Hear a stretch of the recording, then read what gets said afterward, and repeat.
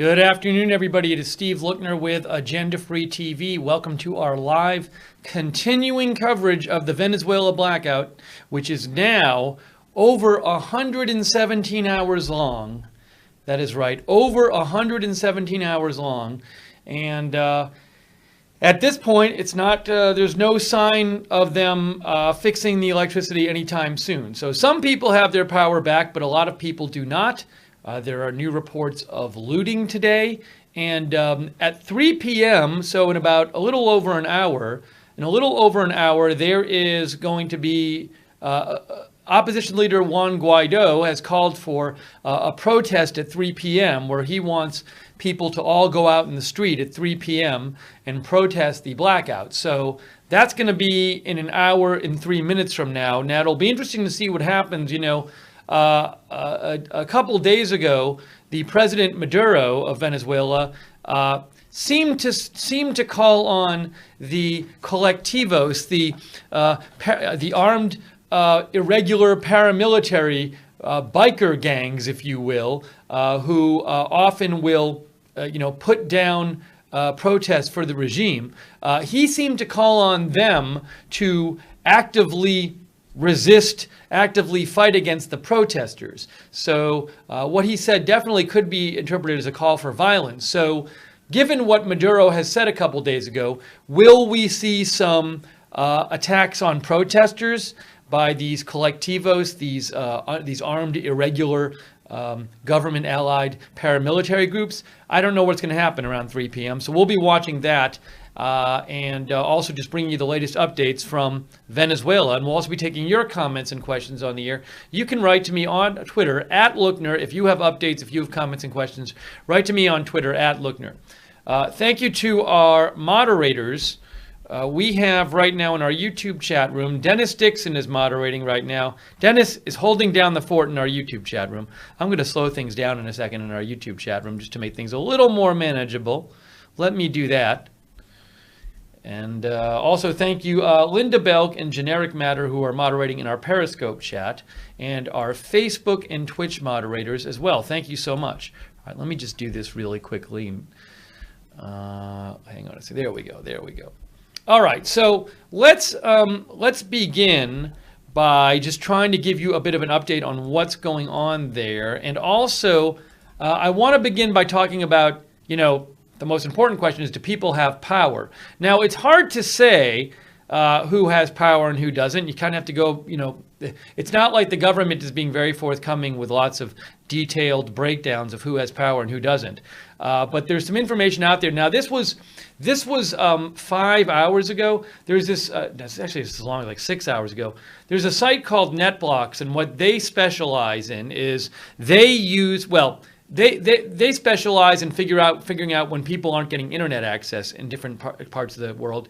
But what they do is also they have this way of estimating electrical connectivity by looking at the how many people are online. If there's a blackout, you aren't going to have people online. So they say, update 110 hours into the nationwide power outage, Venezuela remains largely offline. Nationwide internet connectivity currently at 40%, severely limiting the flow of information and access to basic services. So if you look here, that was before the blackout, and that was when the blackout first happened on Thursday.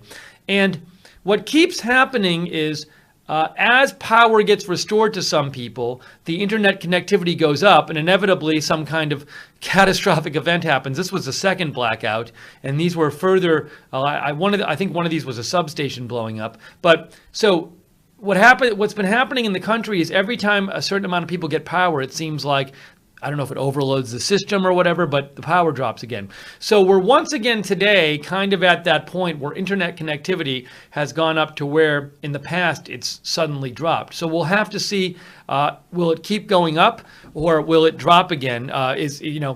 So more people have power than a day ago, but is this going to tax the system too much? Can the system handle anymore? So that we'll have to look at. And another thing I looked at, a crude. So unfortunately with NetBlocks, they only post like every 6 or 7 hours. But I like that. I think that data is good data and interesting data. But in the meantime, what I've been doing is and this is very imperfect, but you can look up the Google web search total web search is going on, and this is in Venezuela. And you can see like these are the days before the blackout. These are what a normal day looks like. And then this is the day, Thursday of the blackout. And what you can see is around 3 p.m. See how the web search traffic just drops precipitously at around 3 p.m.? That's because of the blackout. And these drops this drop correlates to the second blackout. So this is imperfect, but what I've been looking at is I've just been looking at the web search activity just to sort of, if all the electricity was working and everybody was online, the web search activity would look like this every day. But something interesting I noticed is, during the day, assuming people aren't losing power, if the same amount of people have power, people getting power back, this should be going up. But what you can see is at around 11 or 11:30, it was here, and then it's been going down for like an hour. So, this is very imperfect. But you might wonder, is the fact that web search activity, instead of going up in the middle of the day, is going down between 11 and 12:30, does that suggest there was some kind of power loss going on? And that's been a pattern before, which is once a certain amount of people get their power back, then we've been seeing a substation explodes or just people lose power. So we'll keep an eye on that and see if we hear anything. I did hear an unconfirmed report of another substation explosion, which I'll show you. This is from,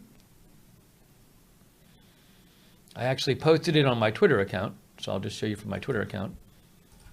Sergio Novelli posted this. And what it says is, here. Oh, hang on a second. Sergio Novelli said, despite the fact that that power had arrived in some sectors of Cabimas in the Zulia state, it was gone again. The video captures the moment in which an explosion is recorded in the electrical substation of Cabimas in Zulia state. Neighbors report they are again without power. And this was posted roughly around an hour ago by Sergio Novelli. So let me show you the part of this where he, actually, if I go here, let me do this. I'll go to his page. And then he posted this, and he posted what he said was a clip of the video of the... There. Vámonos, vámonos, vámonos. Se están explotando los transformadores de... Esto es intercomunal, camino a la Bolivia. Ya vamos a la vuelta.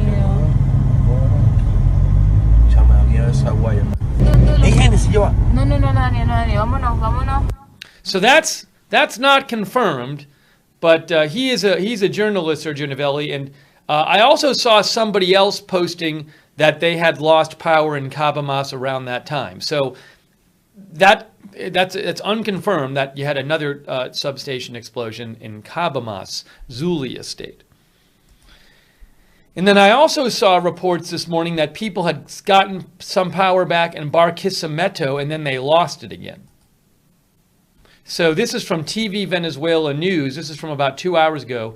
Now again report failure in electrical service in Barquisimeto. Many areas confirmed being without electricity. So they had gone out, they had just started to get it back there in the last day or so, but that was reported 2 hours ago. So, there's this big question, which is, can the government even fix this? Some people think that the reason for the blackout is that Guri power plant went offline. There was a problem at Guri power plant. That is a power plant providing about 80% of the electricity to Venezuela. So if that's the case, it's possible that they just don't have the power generation capacity to get that many people back having power. And if that's the case, then the more people that get their power back, it's going to put a strain on the system. And so it might be the case that this will keep happening. People will get their power back, and then it'll overload the system, and people will lose power again. So, and we just don't know what will happen. But the Maduro government has, there was no work or school in the country allowed yesterday. There's no work or school in the country today, and they've already canceled work and school for tomorrow in the country, which would suggest they're not optimistic about fixing this. to me anytime really soon. Okay, so that's that. And then I wanted to update you on the journalist who was missing, who has been arrested. Some people are asking about that. He's a very well-known journalist in Venezuela, Luis Carlos Diaz. Prominent journalist taken by intelligence service. Luis Carlos Diaz, who went missing at about 5:30 p.m. yesterday, was taken by Sabine, is the intelligence service of Venezuelan government. This is The Guardian that's reporting this. A prominent Venezuelan journalist who had been reporting on the country's escalating political crisis and electricity blackout has been seized by secret police, sparking international condemnation. Luis Carlos Diaz went missing at about 5:30 p.m. yesterday after leaving the radio station where he worked in the capital. A social media hunt ensued, with Twitter users demanding, "Donde está Luis Carlos?" or "Where is Luis Carlos?" Early today, fellow journalists confirmed that Diaz had been taken by members of Venezuela's feared intelligence service, Sabine. Venezuela's National Press Workers Union said agents raided Diaz's home shortly before dawn, seizing computers and pen drives as the handcuffed journalist looked on. Diaz is reportedly now being held in the notorious El Helicoide political prison. Luz Meli Reyes, an internationally acclaimed Venezuelan journalist, told The Guardian that her colleague's detention was part of an escalating war on the press being waged by the country's embattled leader, Nicolas Maduro. Maduro is fighting for his political life after an audacious challenge from a young opposition leader called Juan Guaido, who most Western governments now recognize as Venezuela's rightful interim president. This journalist says, "I think one of the things Maduro is trying to achieve is to intimidate journalists and ensure the stories about what's going on in Venezuela are not told. Repression against the press has been growing." Diaz's detention, which authorities have yet to explain, triggered condemnation in and outside of Venezuela, with Guaido denouncing Maduro's persecution of journalists. So he is... And then Reyes said she feared Diaz's detention would not be the last as the political situation in Venezuela deteriorated. "This is not a game. This is a very serious situation that puts us on alert." So he is reportedly now in a political prison, taken into custody by the intelligence service.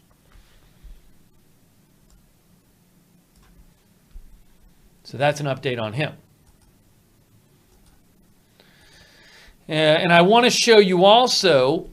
there's some reports of looting today, which is not surprising. Now, remember also, it's hard to get information out from there. A lot of people don't have electricity.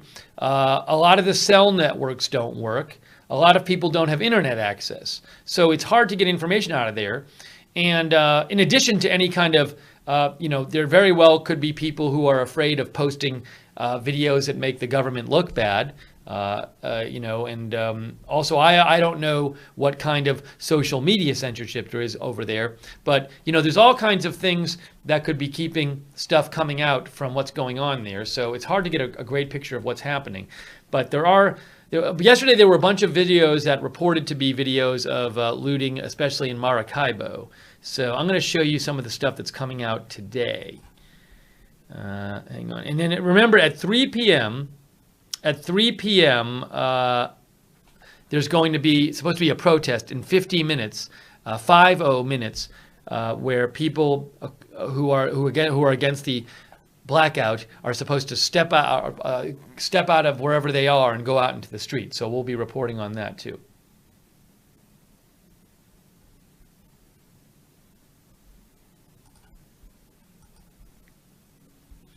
All right, so here's some stuff posted by CNW. They've been posting a bunch of videos. That's at ConflictsW. So let me show you some of the stuff that they've posted today. Hang on a second. So this is reportedly looting in Maracaibo this morning. I can't confirm this, but I'll show you this video. Let's watch this. Esté saqueando, hermano, mire.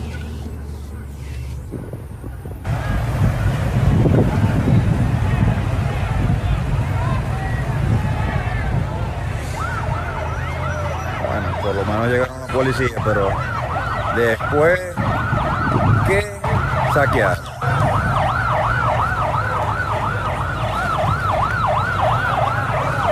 Tienen, pues. Esto es lo que quiere el hueputa gobierno de mierda.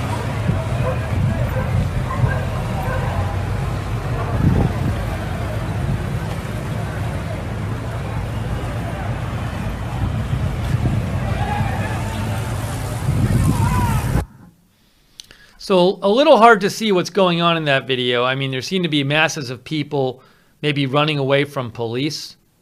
And then there's definitely like a mass of people over here. And then you see a mass of people running down the street. People here. Then you hear the sirens.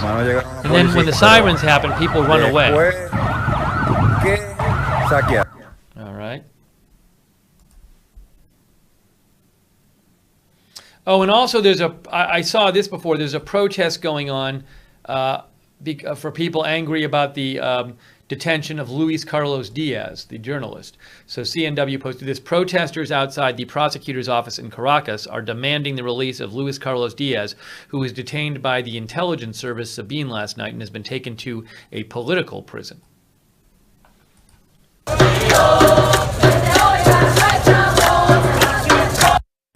And I'm not going to play that because it might be seen as copyrighted music, and playing copyrighted music is a no-no. So, but that is a shot of the protest going on reportedly outside of the prosecutor's office in Caracas.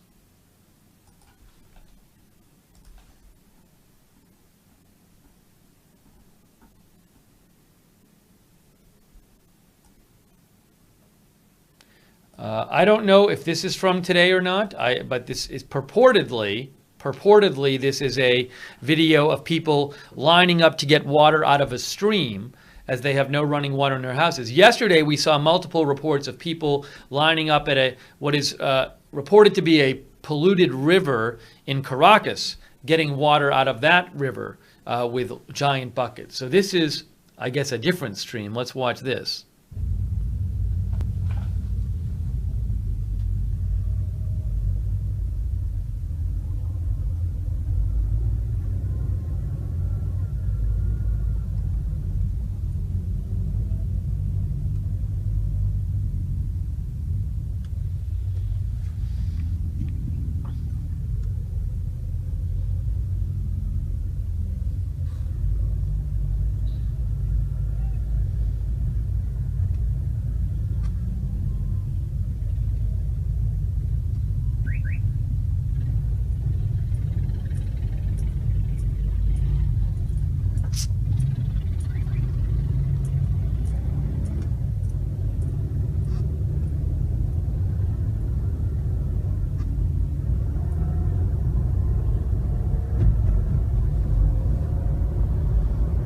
Just crazy. Now, I say this on all our streams. I can't confirm any individual videos or reports here. You know, it's like I don't have the ability to confirm this, but at a certain point when you start seeing a lot of videos showing you the same kind of thing, it adds credibility to them. And also, look, this kind of thing happening, it's what you'd expect to happen. If there's no power in an area, they're not going to be able to pump water to the homes, and people are not going to have water. So, you know, people get desperate and try to get water wherever they can get it. But that's if that's true, that's pretty crazy just how many people are there. But we've been seeing that. We saw a lot of videos about that kind of thing happening yesterday. I wouldn't be surprised if it's happening around the country.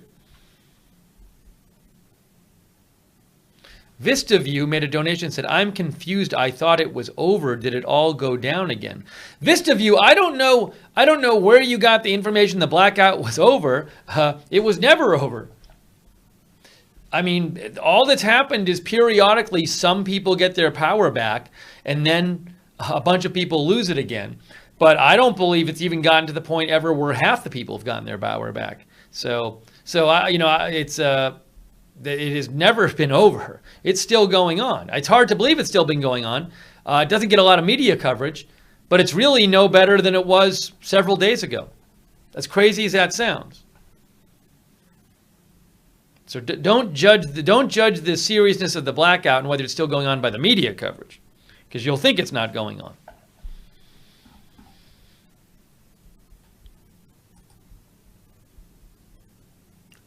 So Thierry also posted some shots today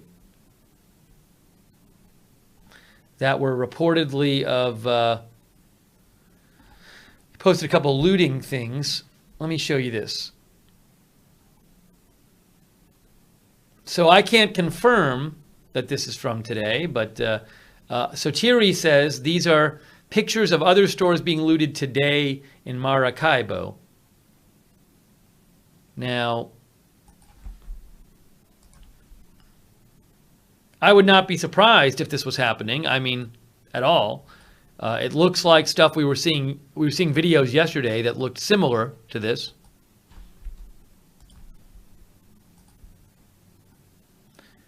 And so Thierry posted this. Reportedly, this is from Maracaibo.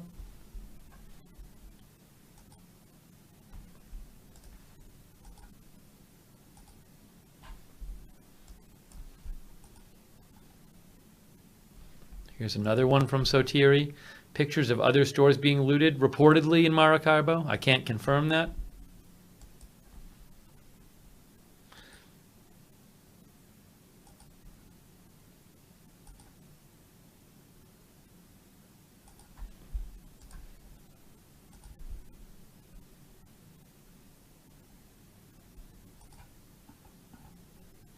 Now, some people are wondering if Maduro, especially before the protests, but maybe in general, these protests are supposed to be in 42 minutes.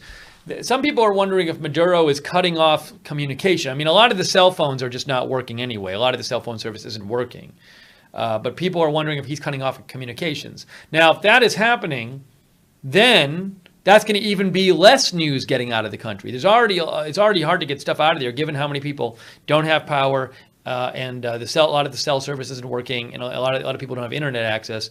So, you know, but if that's going to make it hard enough as it is to get news out of there. But if there's some kind of governmental initiative to cut off communications, that would make it even harder to get stuff out of there. So we'll just have to see what we see coming out today. But it's a country of 30 million people, and there's all kinds of stuff clearly going on there that we just don't know about. And it's really hard to get a good sense of what's happening. But all you can do is see what's coming out or reportedly coming out and do your best to try to make an estimate.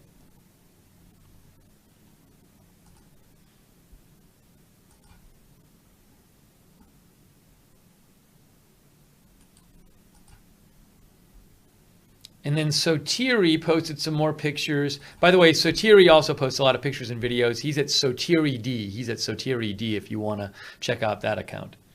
Now, he linked to this person who's in Venezuela. This person's in Venezuela.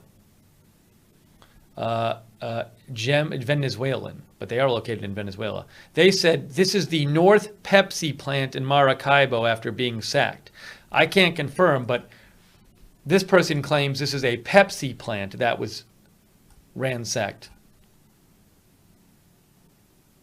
I wouldn't be surprised.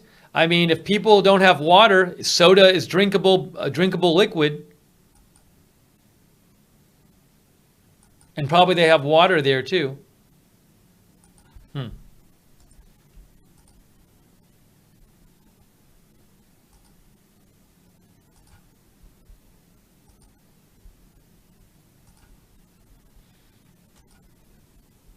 If you're hearing updates, if you have comments, write to me on Twitter at Lookner.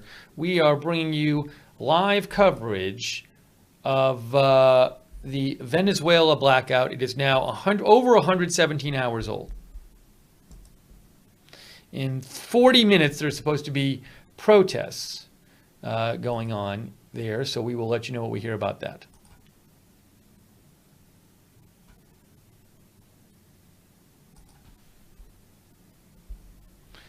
Can Aiken writes in and says, Looting is predictable in these kind of situations, but what will happen when there's no more stock to loot? It just gets worse and worse.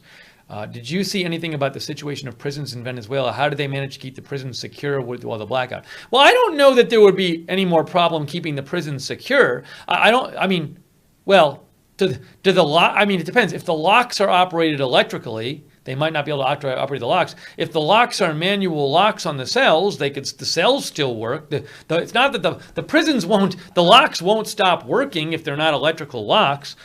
Certainly there's concern if there's no power at the prisons, is there running water at the prisons for the prisoners and stuff? But I don't know that that's, a different concern than just people in general, unless somehow the electricity is out, and that makes it so that the people can all get out of their cells and just run free. But I don't know that to be the case.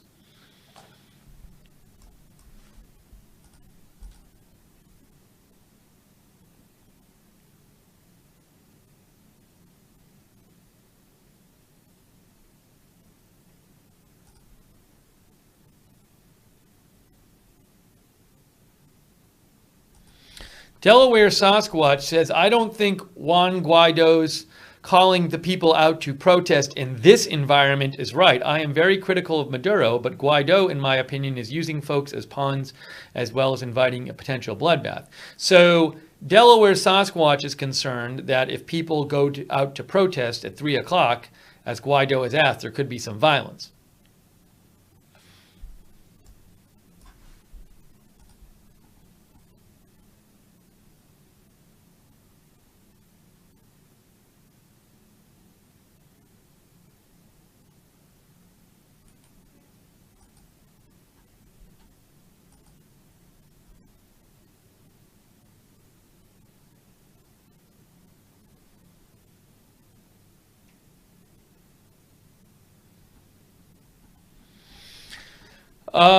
The viewer, Aussie Sister, sent me this article about Luis Carlos Diaz, who is he's a well-known journalist who's been taken into custody last night by the intelligence services there and is now in a political prison. Now, I don't know the Caracas Chronicles, but what this article says seems to agree with other stuff I've read. Hey, thanks for your support, Billie Jean Riley. Thank you, Billie Jean. I really appreciate your support for Agenda Free TV. So this explains a little about why, them taking him into custody. It says the dictatorship scapegoats Luis Carlos for the nationwide blackout. Luis is a cyber activist, radio journalist, and occasional Caracas Chronicles contributor who started working on a new media and freedom of speech, blah, blah, blah, blah, blah. It's not just this account. I've seen other accounts of what happened say the same thing as this, saying that they have arrested him based on a lie, and the lie was stitched out of their words, maliciously edited and tendentiously reordered on a clip designed to deceive. This video claims that Luis Carlos and Nelson were aware that the blackout was coming, just like Senator Marco Rubio, the official culprit according to the regime, and caretaker President Juan Guaido. Actually, Luis Carlos and Nelson in the video were talking about the possibility of a communications blackout. But the video, which is consistent with previous propaganda attacks against Luis Carlos, clumsily edited their words to suggest they had foreseen the power blackout just before it started. And the person who sponsored the lie, according to various accounts I've read, is Diosdado Cabello, who's the number 2 behind Maduro. He has a show on state television. So basically a number of reports like this are saying that Maduro's number 2 has a television show and broadcast a video accusing Luis Carlos of somehow being involved in the blackout happening. And they've arrested him based on this. But these reports like this say the video is clearly just a edited video which takes Luis Carlos's comments out of context and misrepresents them. So I've seen a number of accounts like that.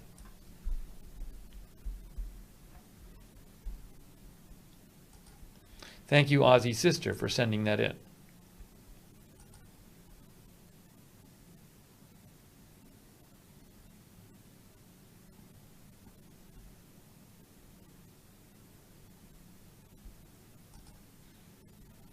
And I want to check just, you know, the most important thing is whether people are getting power back. So I do want to check and see what people are saying from Venezuela about the power situation. Shane Campbell says in 2 hours it will be 5 whole days. Yeah, in 2.5 hours it'll be 120 hours, 5 whole days. Shane says hard to imagine it. Thanks for your support, Shane, for Agenda Free TV. Thanks again to our moderators. We have Freckles is moderating right now, and Dennis Dixon and Contau Creek in our YouTube chat room, and Linda Belk and Generic Matter in our Periscope chat. And thank you to our Facebook and Twitch moderators as well. I really appreciate all of your help with the broadcasts in the chat rooms. And I have to open up the Facebook chat. Just remember to do that. So about a half an hour until these protests are supposed to happen, and it's very unclear. Will the Maduro regime allow the protest to happen? Might there be some violence? We will be keeping an eye on that coming up.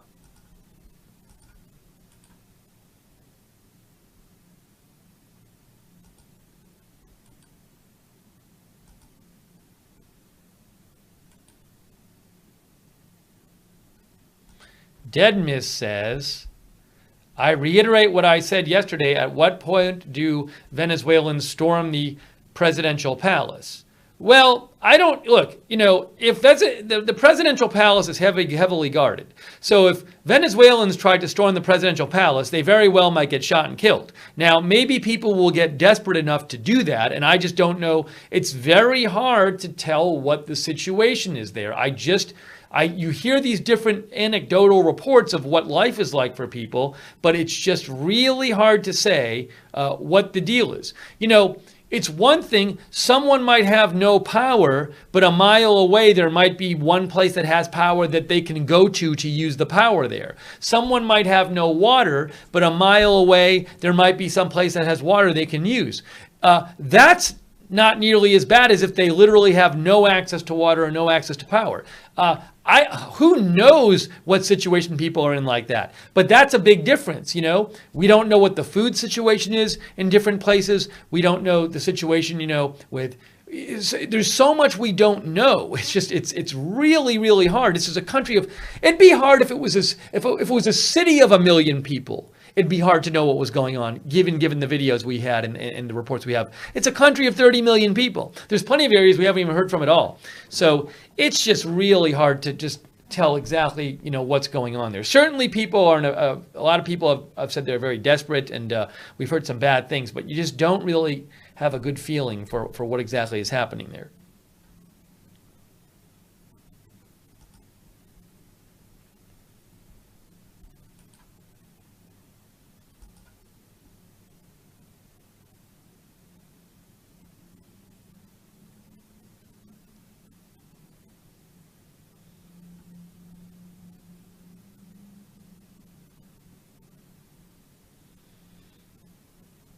And I am, and I pointed out last night, you know, people have been posting on this hashtag sin lose without light. They've been posting on this saying like, hey, we got our light back, or hey, we lost power. And starting like yesterday, starting like last night, there were a lot fewer posts under this hashtag. And I don't know if that means like just things aren't really changing as much, or does it mean like people don't have access to the internet anymore and their cell phones aren't working? So that's a whole other thing too. I'm getting a lot less information on this hashtag. That was like the main place to see when people say the light's back on or the light's gone off again. And there's just not many people posting either way, not nearly as many as was before. So that it's really hard to get a good feeling for what's going on there. Hey, thank you, the Daniel from Europe, for your support. Daniel says, pray for the people of Venezuela. Thank you, the Daniel 3009, and thank you also, Cat Girl Gamer. Cat Girl Gamer says, have there been reports of people trying to leave the country because of this? I've gotten that question pretty much every day. All I can tell you is I don't know. I just don't know. There was one report that came out today I'll show you, but in terms of the general population, people trying to leave the border, I don't know if they... somebody said Maduro doesn't let them leave, but people might be able to try to sneak across illegally. I don't know if that's true. I just don't know. So I don't know what the situation is like at the border. I don't know if you're able to cross the border and leave if you're a Venezuelan citizen or not. I don't know if the other countries will accept you, and I don't know if it's happening. And I haven't seen good sources on that. So it's a fair question. I have no information on that. But there was a story this morning about that was out floating around about Maduro's cousin trying to leave. So I can show you that.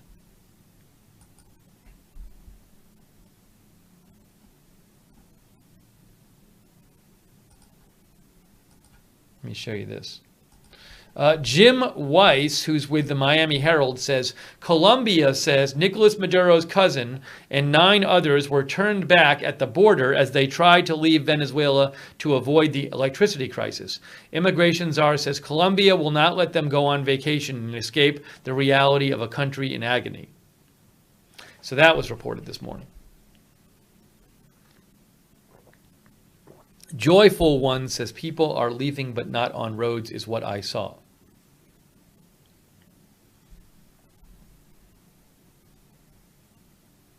Hey, thank you, Curious Kitty, for your support. Curious Kitty says, thank you for your news of what mainstream media is quiet on again.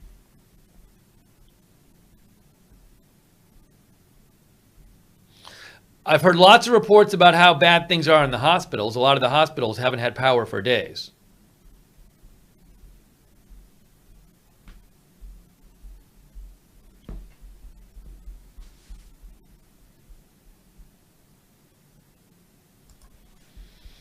Okay, so we got about 20 minutes until the 3 o'clock protests are supposed to happen. So we're waiting to see what happens with that. I don't know if Juan Guaido has posted about those protests today. Let's see.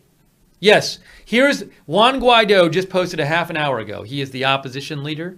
And he proclaimed himself president in January. Over 50 countries, including the United States, recognize him as the president.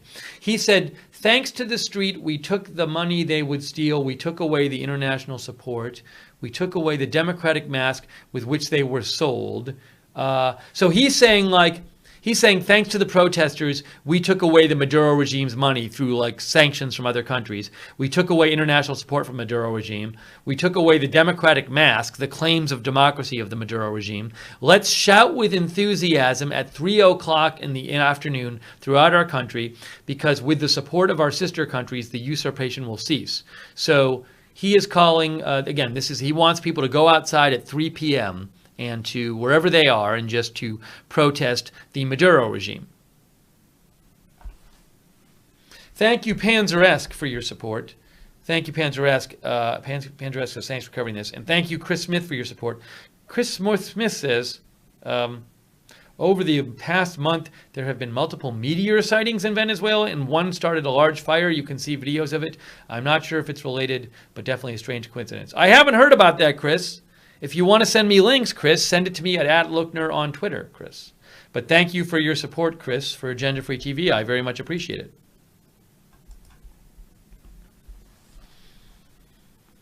So actually about 18 minutes now until the protests are supposed to start. Now also, I saw this. I don't know what this is of. Juan Guaido posted this today, and he said, the usurper does not protect any... Oh, I think I know what this means. This says the usurper does not protect anyone. We are all victims of its darkness. Now, I think what this is supposed to be a picture of, it's supposed to be a picture of soldiers for the regime who are short of water, so they're going to get water from this polluted river. I think that's the idea of what's going on. I don't know if that's really the case, but the idea of these photos is that soldiers are getting water from a polluted river because they don't have water. And he says, basically he's saying, Maduro does not protect anyone. We are all victims of its darkness. That's the idea of that tweet. Oops, hang on a second here.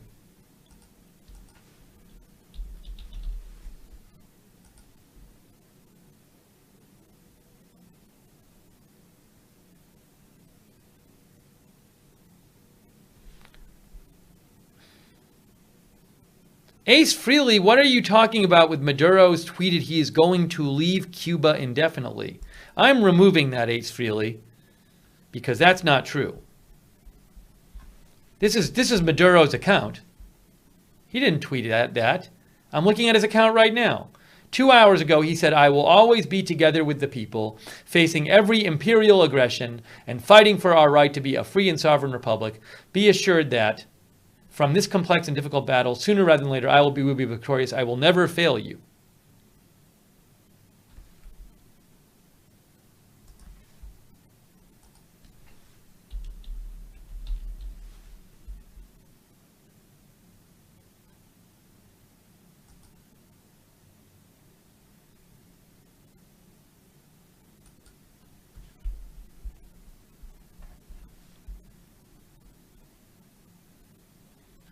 Joyful One thinks Maduro will send out military if people get too threatening.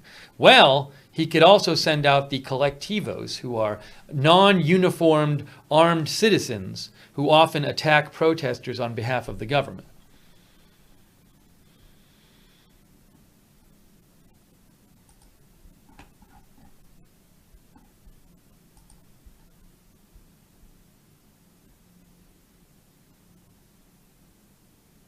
Here's somebody who said they got light recently in Venezuela.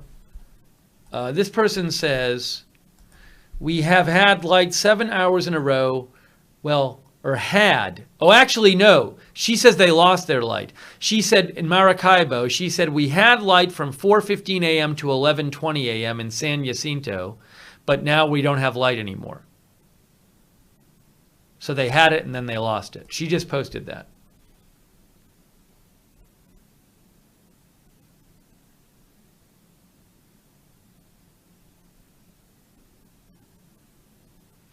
It's weird, though. There's not a lot of reports about the light situation. Here's a report. Somebody said 8 minutes ago, they said Herb Miranda. I don't know what that herb means, but Miranda is in Venezuela. Maybe it's Urban Miranda.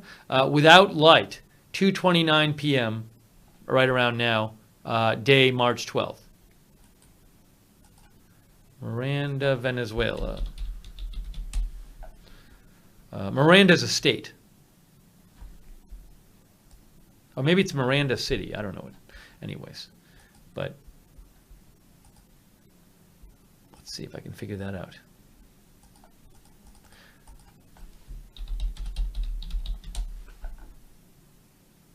Oh, it's urbanization. This is Herb Miranda. Urbanización Miranda. It's a residential area in Caracas. Okay, so that person posted that that residential area in Caracas does not have light.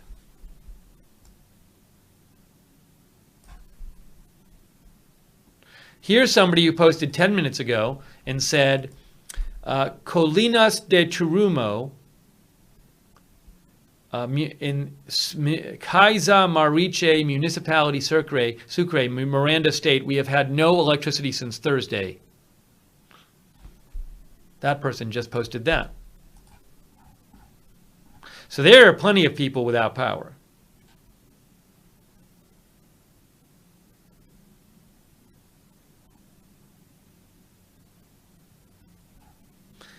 Now, I don't know if this person's really in Maracaibo, but they just posted, I am desperate, scared, and with much fear and nerves. What has lived in Maracaibo is terrorifico.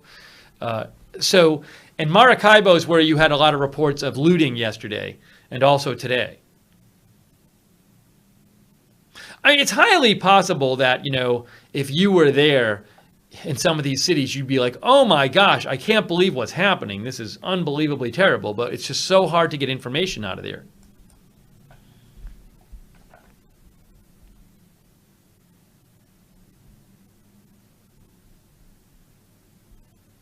Michael Rodney Weddle says, we're only getting one side of the story here, a bit less than agenda free. Where are the reports of people trying to repair the problem, people trying to help? Well, I'll tell you what, Michael Rodney Weddle, if you find credible reports of people trying to repair the problem, you send them along to me and I'll show them on the air. Michael Rodney Weddle, with no evidence whatsoever, seems to be suggesting that I'm sitting here in my studio and I'm deliberately ignoring reports of people trying to fix things. That's what Michael is saying from Michael, wherever Michael's watching with no evidence, Michael's accusing me of ignoring reports. Michael, I have been covering this nonstop for 5 days and nights.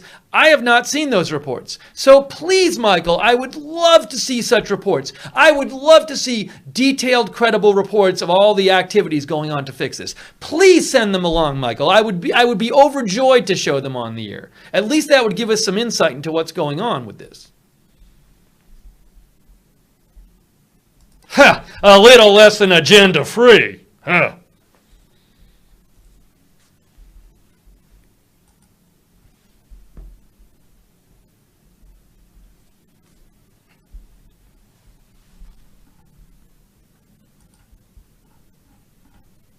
Hey, Michael, I haven't gotten any reports from you yet. What happened? Where are they? Where are the reports, Michael? Have you sent them yet? Did they just try? If they didn't come through, Michael, so maybe try sending them again to my Twitter. All those reports that you say exist, the credible, detailed reports of all the fixing that's going on. I didn't get them. So did you type the wrong address in? So are there so many that you're still sending them out to me? Because I'm waiting for them. Haven't seen them yet.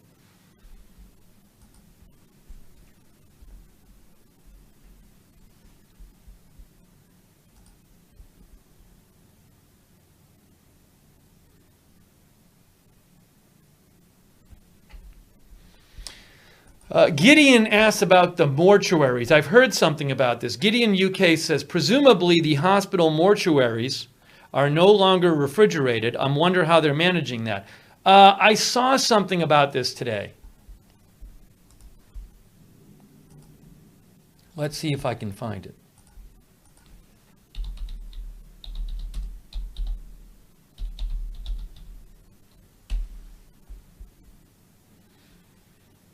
Gosh, I know I've seen stuff on this. And I can't remember what I was reading about it.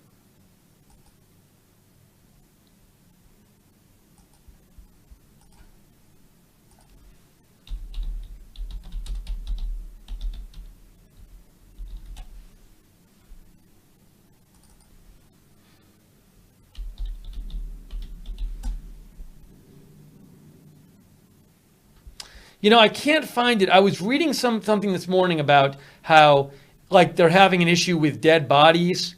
And I don't, if somebody finds that, please pass it along. I can't find it right now. And I don't remember what I read about it.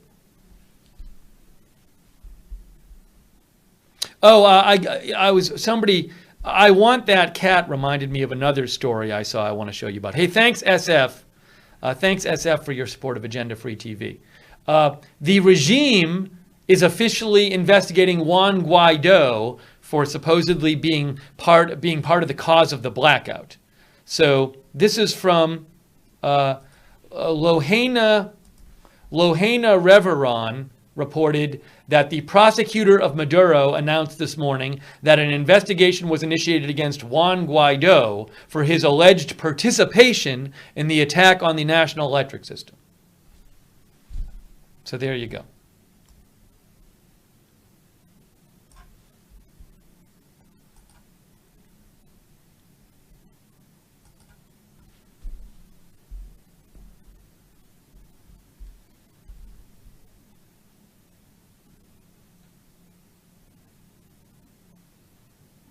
So we have all right, so guys, about 7.5 minutes now, 7.5 minutes until the protest is supposed to happen at 3 p.m.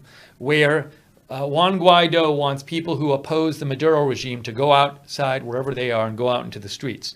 That is just about 7 minutes from now.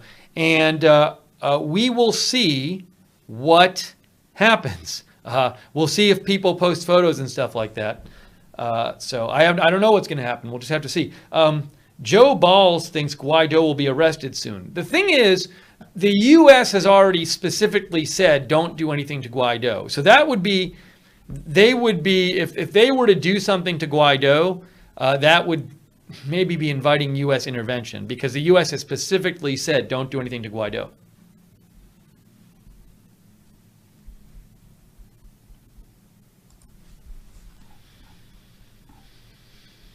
If you are hearing updates, if you have questions, comments, write to me on Twitter at Lookner. Catgirl Gamer says, did the news, it was El Nacional, the publication, ever get a diesel for their generators? I don't know if they did or not, El Nacional. I believe they were publishing this morning, so it sounds like they're still in business, still working.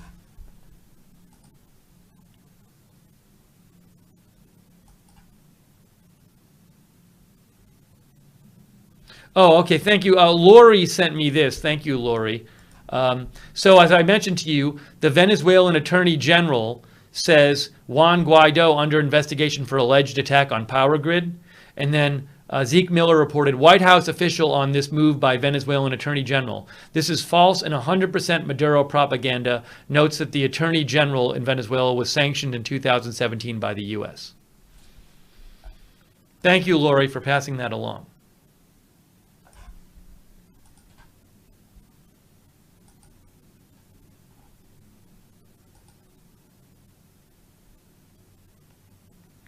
So 5 minutes until the protests are supposed to happen in Venezuela, and we're waiting to see what happens. But you know, the thing, what's kind of crazy at this point is, like, the thing that's like not getting reported on at all by anybody, the thing that there's no information about is like, what's going on with the electricity?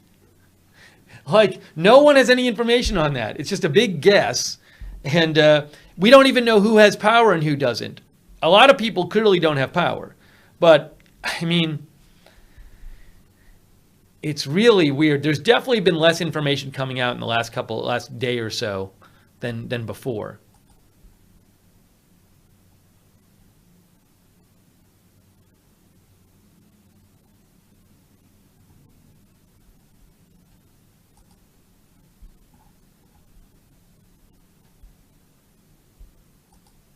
Hey, thank you, Edit for the Feels, for your support of Agenda Free TV. Thank you, Edit for the Feels.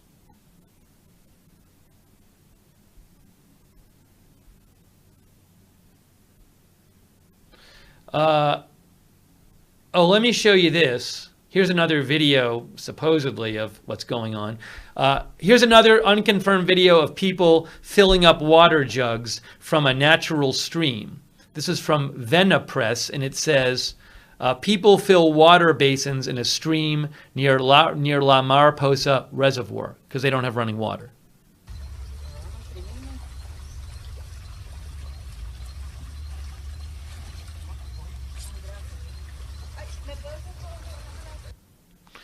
Again, I can't confirm that video. Makes entire sense that that would be going on. Here's a photo they posted of people bathing in a creek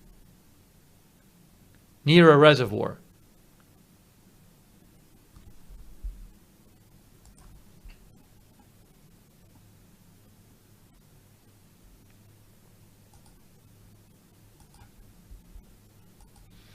Okay, about 3 minutes until these protests are supposed to start.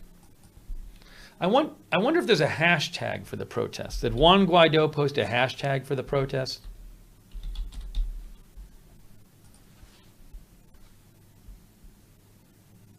Oh, he just posted again, Juan Guaido. The usurper cannot guarantee water, light, or medicines, not even a decent coin with which to buy food. We have changed the game, and they will not confuse us or separate us as in the past. Everyone at 3 to the street. Everyone at 3 on the street. 3 is in 2 minutes.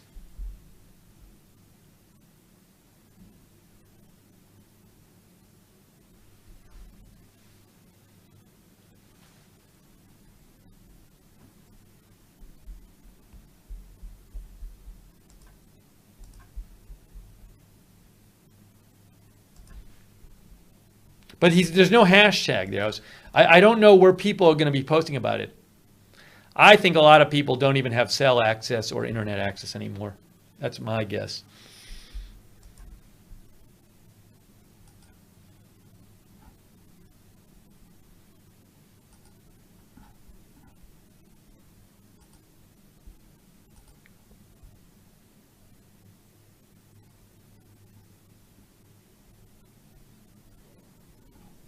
Okay, hang on 1 second here.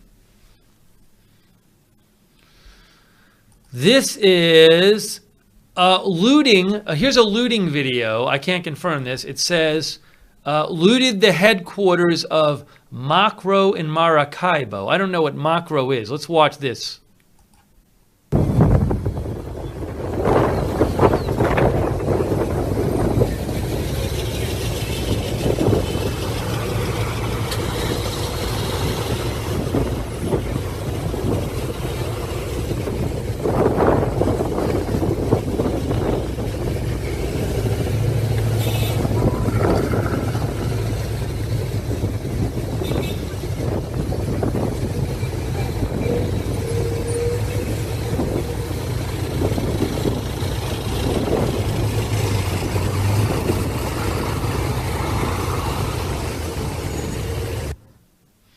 We've seen a lot of videos coming out of Maracaibo, supposedly. That's another one.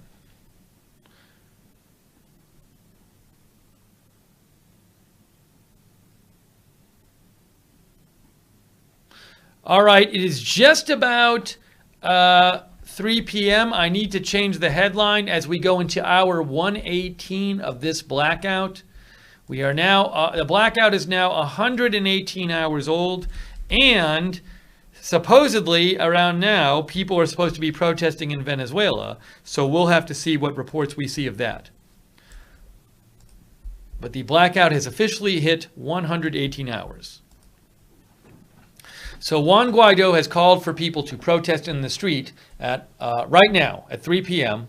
Oh, actually, I'm sorry, it's not 3 p.m. I messed up. You know, my time was off. I owe you an apology. It's 2:53 p.m. right now. I was forgetting that the blackout clock I have right here, that's based on a blackout start time of 4:53. A reported blackout start time of 4:53. So I apologize. I've been looking at this clock and assuming that this clock would hit 118 at the top of the hour. But actually, as you can see down here, it's 2:53. So I totally apologize. Maybe some of you caught that. So the 6 minutes until the protests are supposed to start, I was forgetting that those two clocks are not in sync. So it is 118 hours that the blackout has been going, but it's still 6 minutes before 3 p.m. So I do apologize for that mistake.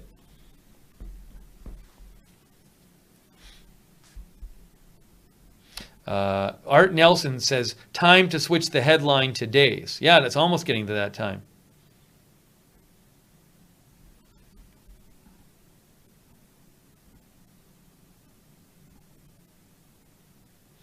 I've heard reports of garbage piling up. Here's another one. Maracay, according to El Pitazo TV, no garbage collection, service sector Las Acacias and other Maracayeras areas.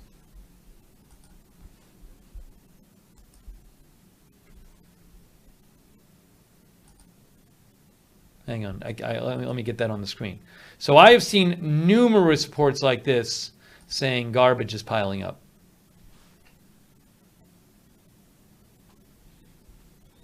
That's also a you know, probably a public health hazard.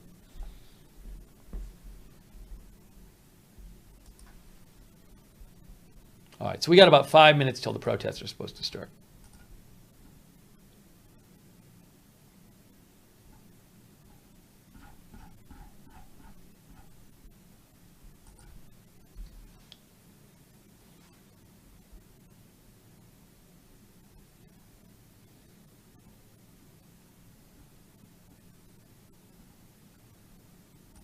And as we wait for the protests to start, a reminder, Maduro called the armed militia groups, the collectives, to active resistance.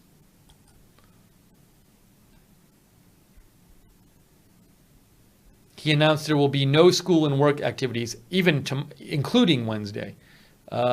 Maduro urged the armed groups attached to the ruling party, to participate in the activities convened by the ruling party in the active resistance as of this Monday.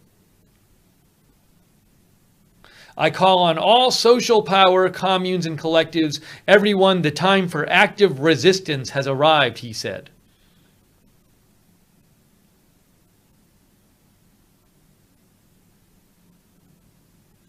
And he also said that there will be no school or work, including tomorrow.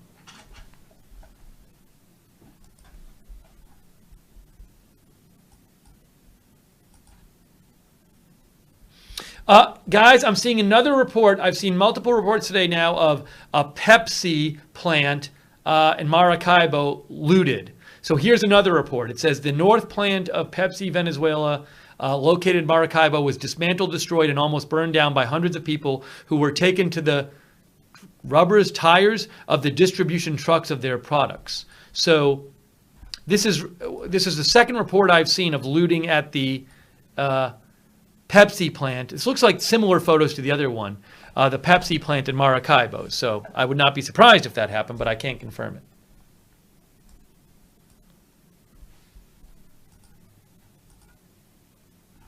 We have 3 minutes until these protests are supposed to start.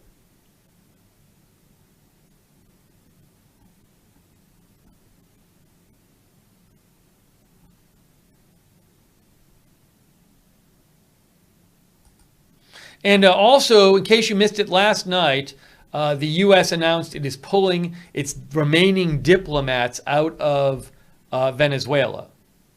And then there's been some speculation on why exactly that's happening, and does that mean anything for the future?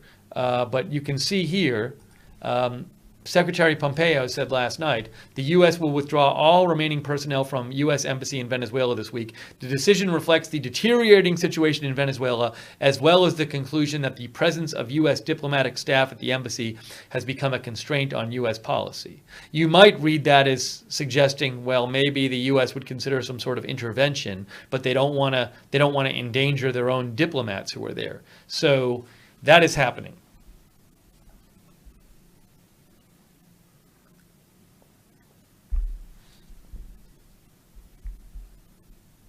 Thanks so much to our moderators, by the way. Freckles is in the YouTube chat room right now.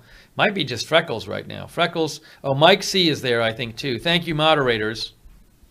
Linda Belk and Generic Matter in the Periscope chat, and our Facebook and Twitch moderators as well. Thank you so much for your help. So it is 2:59 p.m. In 1 minute, it's 3 p.m. That is when Juan Guaido has called on people in the country to hit the street and protest the blackout in the Maduro government. So that's just about to happen. And I have no idea what will happen. I don't know if there'll be violence. I don't know if we're going to hear much about it because there's so little information coming out right now from Venezuela. It's pretty crazy.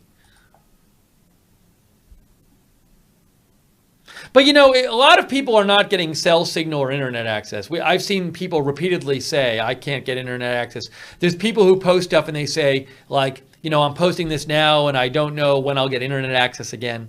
So and also there's this thing where people will pull over their cars on the highway if they get a signal, and people pull over on the highway if they find a signal. That's how hard it is to find a cell signal there.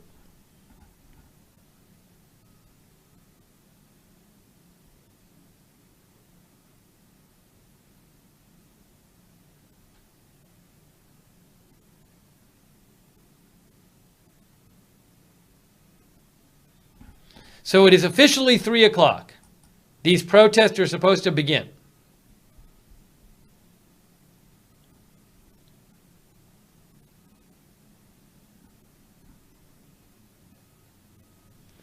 Okay, what does this say? El Pitazo says, in Tinaquillo, continue without drinking water supply. Neighbors from different communities should go to other sectors away from their area to stock up on the resource. So this looks like people with a lot of people with buckets. We're seeing a lot of that. Over and over again, people with water cooler, water jugs and buckets, trying to fill them up with water. We're seeing that all the time. Paint buckets.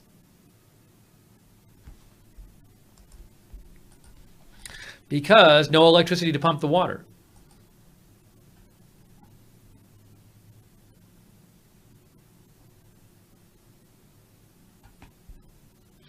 The U.S., I don't know if he's called the special envoy or the special representative for Venezuela. Elliot Abrams announced today that he says the situation in Venezuela has deteriorated considerably since the blackouts began.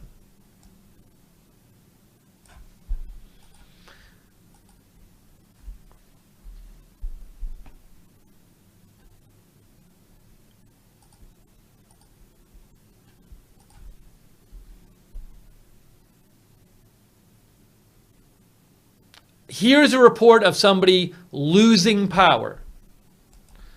Merida, without light again, only 2 hours of electric service in most sectors. This is somebody saying that they lost power. They just posted this now and saying they lost power.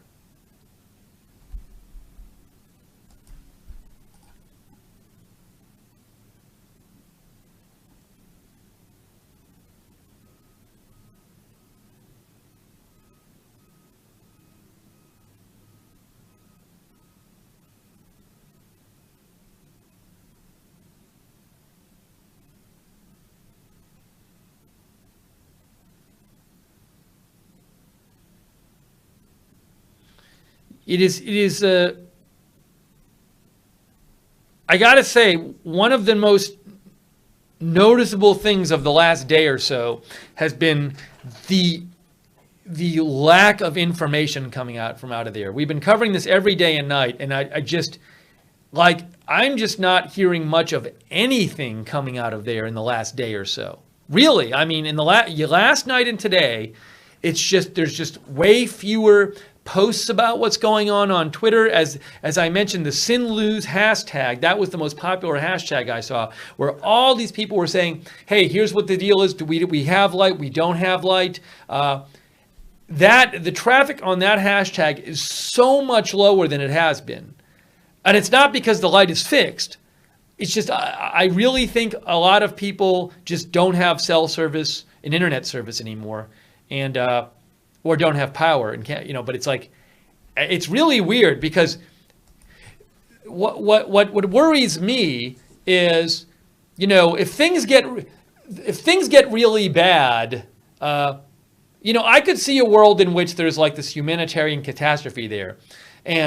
But what would get other countries to just forcefully just go in and at least try to solve the humanitarian catastrophe is if video got out and you see, like, if there was all this video out there of like people dying and like order breaking down and all that stuff, like a lot of countries would just feel like, well, we have to do something. But that stuff if that stuff's going on, but people aren't hearing about it in the outside world, it could just keep going on. Like, because people will just you see the media coverage of this. So it's just like, what's concerning to me is if you just use common sense, as one of our viewers said a few days ago, common sense tells you things must be really, really bad there because many areas have not had power for over 118 hours, which you can't even comprehend. So common sense tells you things must be terrible. And we have seen a bunch of videos yesterday from like Maracaibo of looting, so reportedly of looting. So just common sense tells you things must be terrible there. But if the information's not getting out, then my worry is that there could be all kinds of really terrible things happening there. And then the world just doesn't know. And no one really bothers to intervene in a humanitarian catastrophe. That's a big worry I'm having right now because, like, the power hasn't been turned on. So we should be hearing about, like, more stuff going bad rather than less stuff. But we're not hearing much of anything. And I'm not even hearing people aren't posting saying, I got my power back. It's just like an utter lack of information in the last day or so. So I'm quite concerned about that.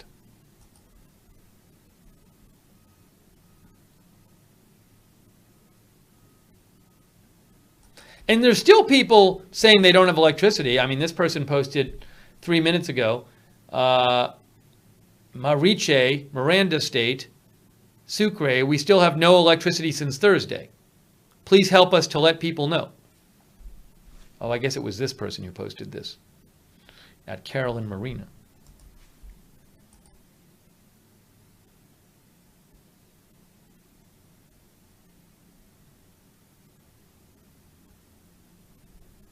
And let me just see.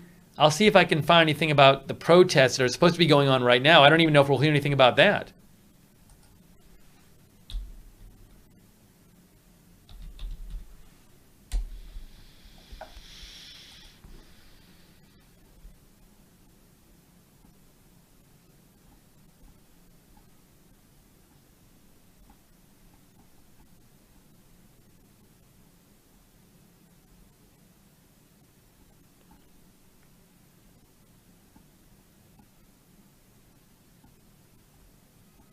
And, you know, like normally now we'd be seeing photos of the protests and stuff, and I'm not even seeing that being posted.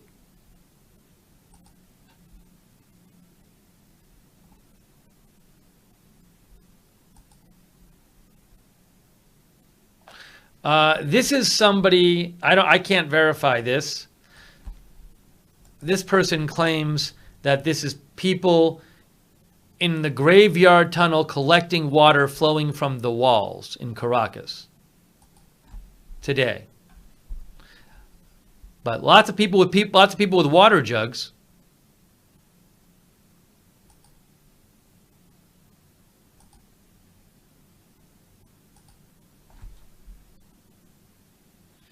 MXG, please don't use all capital letters, but MXG thinks Maduro cut off all communications.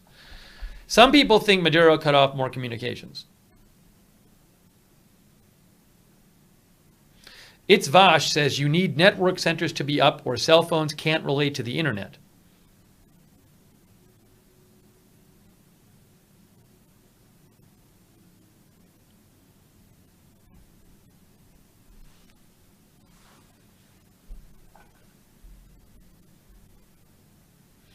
SDF says, with no press, Maduro could do anything he wants. I hope the people are safe.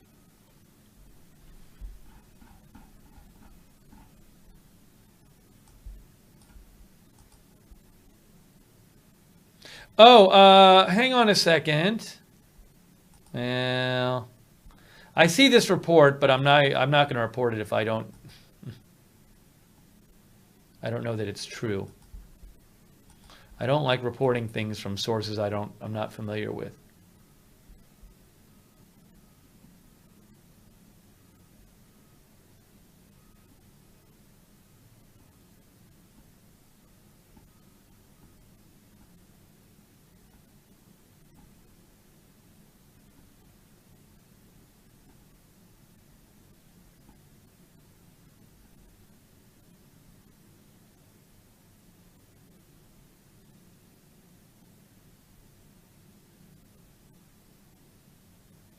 So, U.S. Special Rep for Venezuela, Elliot Abrams, said today, U.S. to soon revoke more visas for Maduro associates, announce very significant additional sanctions. See, that's where things are right now, is the U.S. is like, we're going to announce additional sanctions.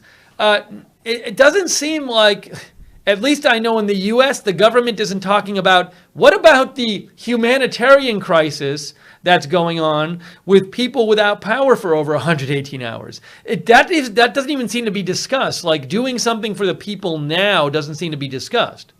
I don't hear any government really talking about that.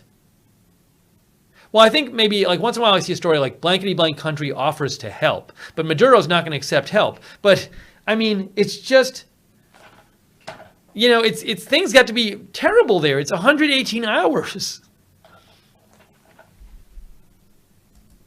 I feel like I'm kind of in crazy land where everyone's ignoring the fact that there's been a blackout going on for over 118 hours in a country of 30 million people. I mean, sanctions on officials is not going to help that.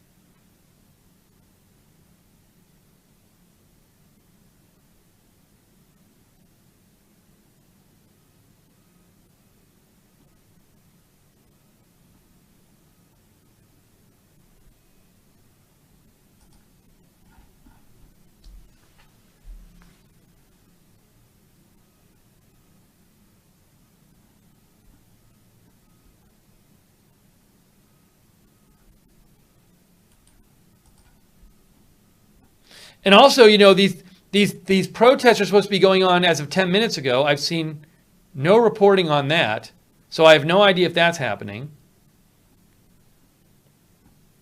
Also, I bet it's like practically impossible for people to post videos.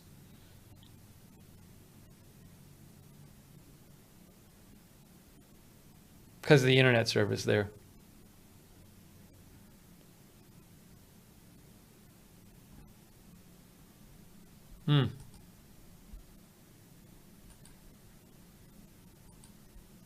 Here's an account of looting. Let me show you this. Hispano Post claims attacks on trade cause incalculable losses. The city of Maracaibo has been the most affected, they say. Since Monday, the violence towards commercial establishments in different sectors began. That's yesterday. Food staples and basic necessities have been the most affected. The losses to the businesses, I guess, are incalculable. The supermarket sector was hard hit. 11 facilities located, and I believe these are all Maracaibo neighborhoods, were all attacked. There's a shortage of fuel for the plants and the protection of inputs and milk. Trucks could not go to look for milk for lack of gasoline. The losses are incalculable. The slaughterhouses are paralyzed. There is no benefit or meat.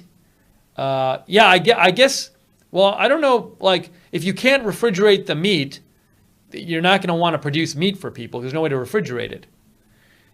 What there is of meat is the little thing that is in supermarkets and butchers with electrical backup generators.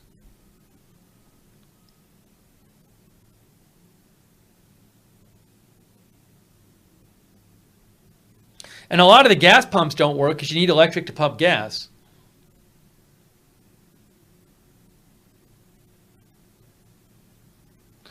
But they're also talking about the problem of the distribution of the food, the few foods that are being produced that have been impossible due to lack of fuel. So, you know, once stores, if the stores run out of stuff or they get looted, they need to get more stuff. They would need to get more stuff delivered to them. You need gas in the trucks to deliver them, and there's a shortage of fuel.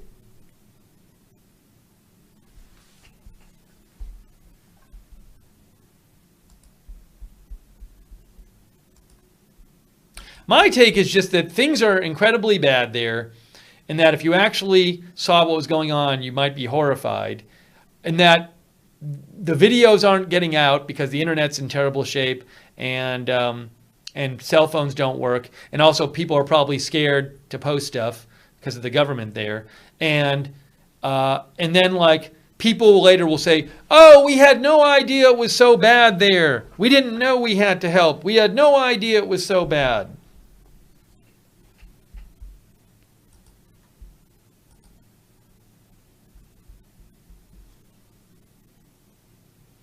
Arlo Return says, and there isn't enough food production to provide for the population. Presumably, they also can't, Maduro's not going to take aid from Western countries, and presumably that you can't even unload ships there. If you were going to unload ships, you need electricity to, you know, take the containers off, I would assume.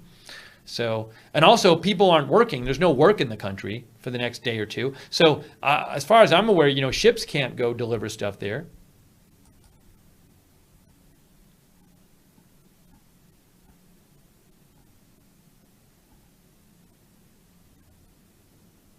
But it's very strange because there were a bunch of looting videos coming out yesterday, and which is not surprising.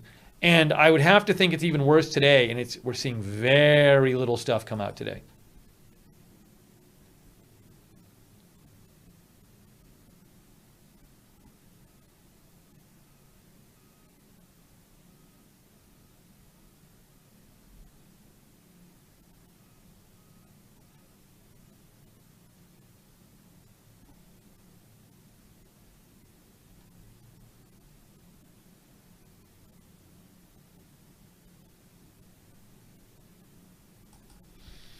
This person posted,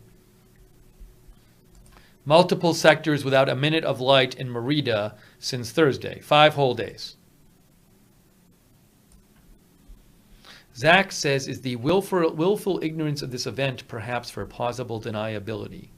Thanks, Zach, for your support of Agenda Free TV. Look, I just think with a lot of media, if it's not some big video, I don't know. To me, it's just obvious. If the blackout's over 118 hours long, things are really bad there. I mean, the blackout is over 118 hours long. So, I mean, I don't know. Do you have to have video of things being really bad to know things are really bad? I don't think you do when you know the blackout's been going on for 118 hours. Let me check one other thing here.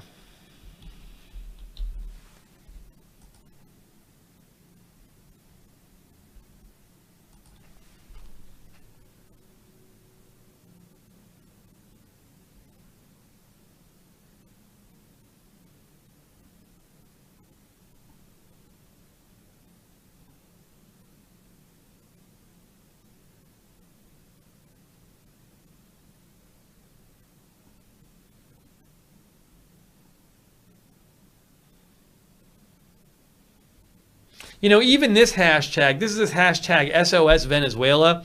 There were way more people posting on this before. And just way less people posting. It's a country of 30 million people.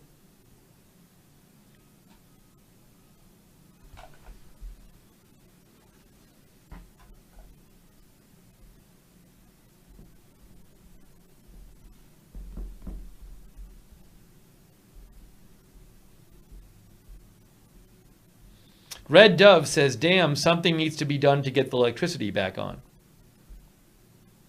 Oh, Scott Cardinal says, how do you know about the protest? No, the only thing, Juan Guaido called for a protest at 3 p.m. And, you know, he posted it on his Twitter. He announced it when he was speaking. I have seen literally no posts about any kind of photo from a protest or something. And I'm pretty sure some people are going to go out and protest. Some people are. But I have literally not seen a single post about it yet.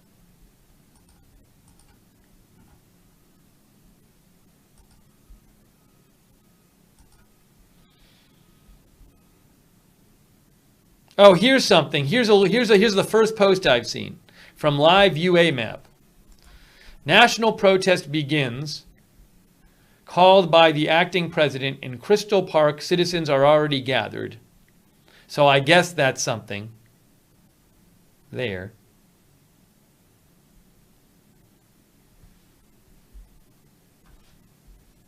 Reuters has this story. I think this is from yesterday. They say Venezuelans desperate for water seek it even in polluted river.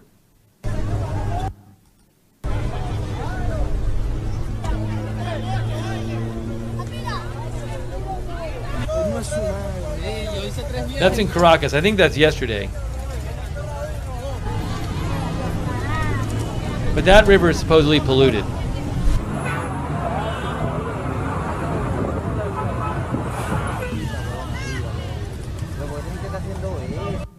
The mayor of Caracas, by the way, yesterday, who on her Twitter page has a picture of her and Maduro, the mayor of Caracas claims that all these people are fakes and they were all sent by the opposition to look like they're getting water.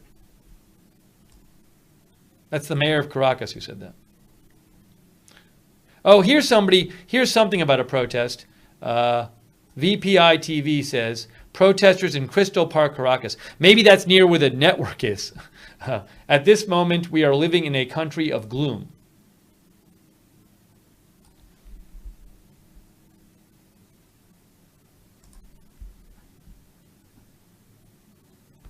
So they seen VPI, I guess, is covering it in Caracas somewhere. This person says,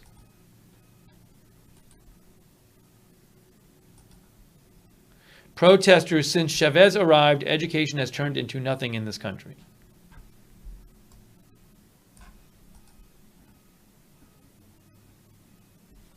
Hey, thank you for your support. Kevin Brookshire, who says, my wife Terry and I appreciate your coverage. Thank you for your support, Kevin. I really appreciate that because the donations are what keeps this channel on the air. So thank you for your support of Agenda Free TV.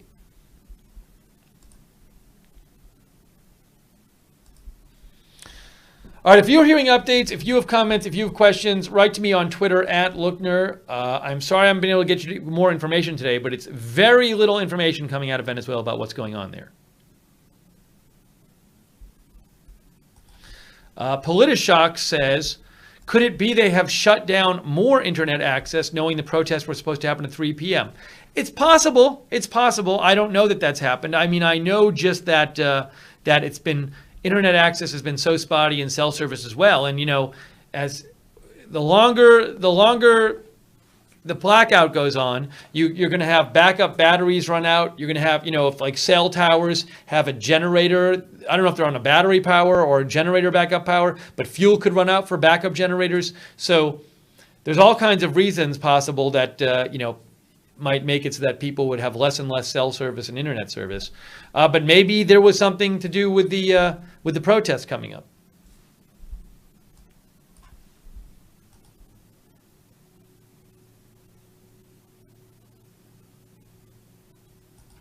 German Perez says, I can only imagine the headaches this is causing the ocean freight carriers docked and waiting for clearance to dock for offloading loading.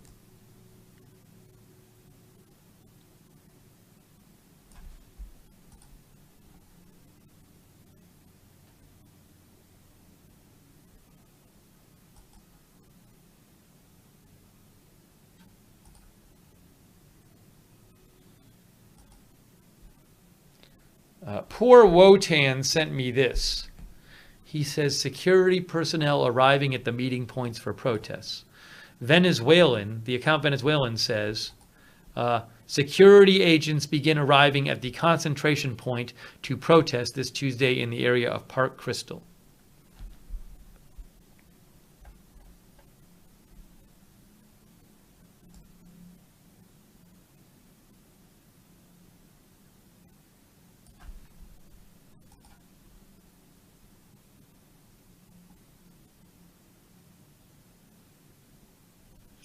Doom86B thinks that the U.S. diplomats being removed makes it seem like a strike or invasion is in the works.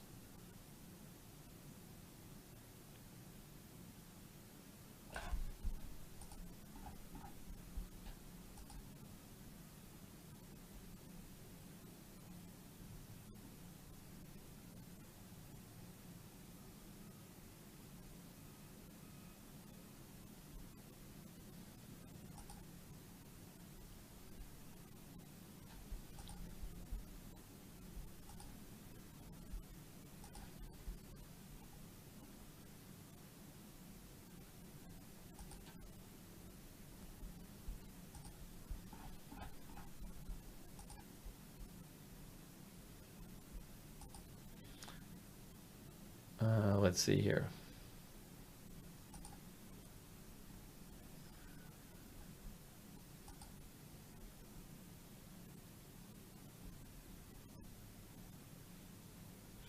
This says, neighbors begin to leave San Miguel neighborhood in compliance with the call to protest. So that's apparently people on the street in San Miguel. A lot of them everybody's holding buckets these days because they're trying to get water from these pictures we see. But I guess these are people going out in the street to protest.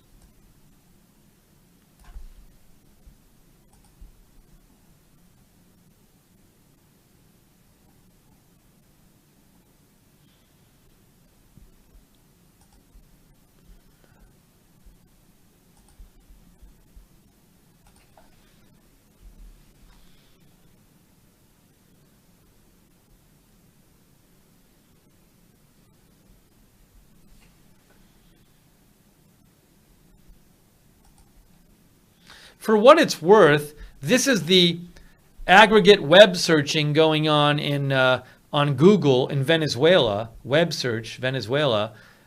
This is before the blackout each day. This is the blackout day where it just went down when the blackout happened. This was the second blackout that happened on Saturday. But it is, for what it's worth, the web search amount, while not nearly as high as it normally would be, it's a little higher than it has been since the blackout happened on Thursday. So, read into that what you will. It means some people are searching in Venezuela on the web, way less than normally would be. But it seems to be going up some, which suggests maybe people getting more power back or people getting internet back. But a lot of people don't clearly have the internet. It's a very imperfect window, way to estimate. But with a lack of information, you do whatever you can do. So if you, by the way, thanks for your support. Rod Prince, thank you, Pod Prince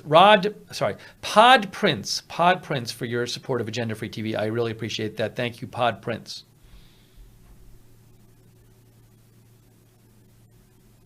Scott Cardinal says, if the UN can't do something about this, then what good are they?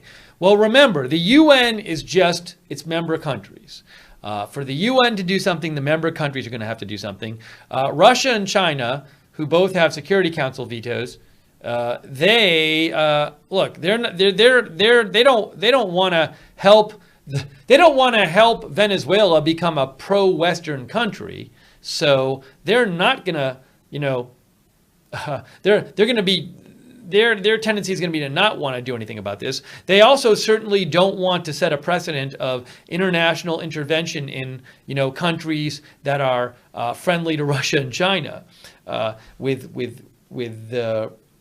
rulers that are seen as despotic. So the UN can only do what the member countries want it to do. The UN isn't separate from the member countries. The countries vote in the UN on what they want the UN to do. So I wouldn't expect anything soon to happen in the UN from this. Now, if these crazy videos and photos come out of people dead in the streets, from hunger, at that point, maybe I could see the UN doing something. But otherwise, I think the intervention would have to come from individual countries.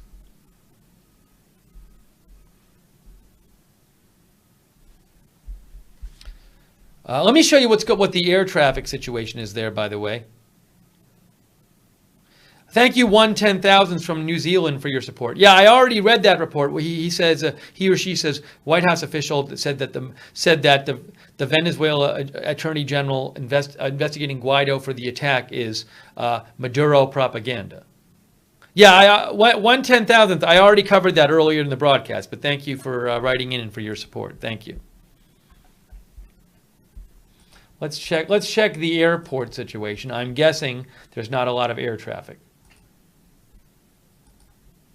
But I will say this, it is by far today less information coming out of Venezuela than any other day during the blackout. No question, by far. Now, here's the airspace. As usual, not much air traffic over Venezuela. I'm assuming the major airports, they're not flying out of there. This is up here. It's, what is it? Maiquetía?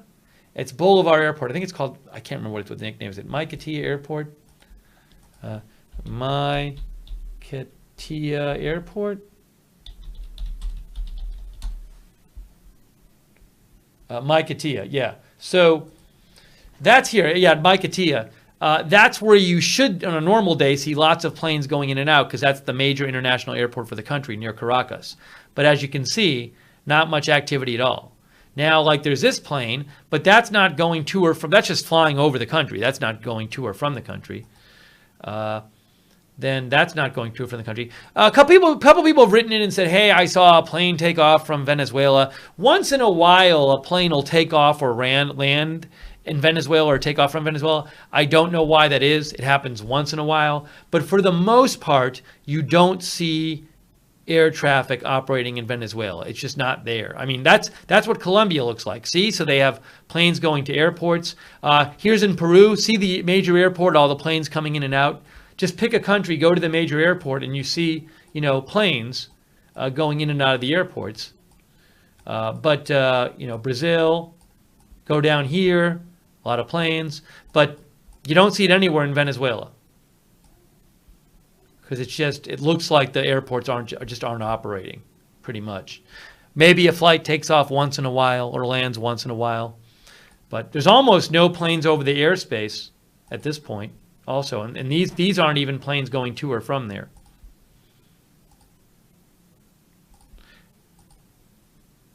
Now, see, this one from Paris is supposed to land in Caracas. Why they have one plane from Paris going, I have no idea. It is going there. So, but for the most part, you know, they're not flying in and out of these places.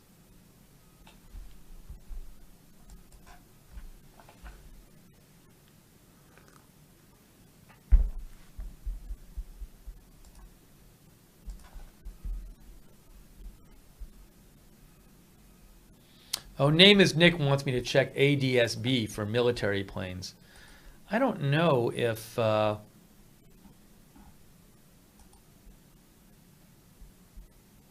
going to have anything over Venezuela. This is a different tracking site.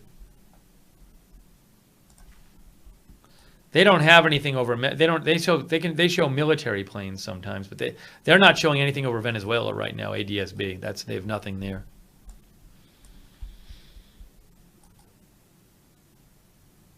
I think I was looking at the right place.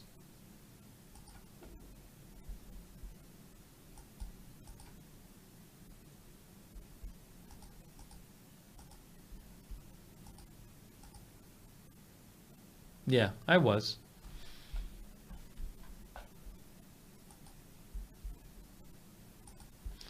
Hey, thanks again to our moderators who are in our chat room moderating right now. Freckles and Havasumam are there.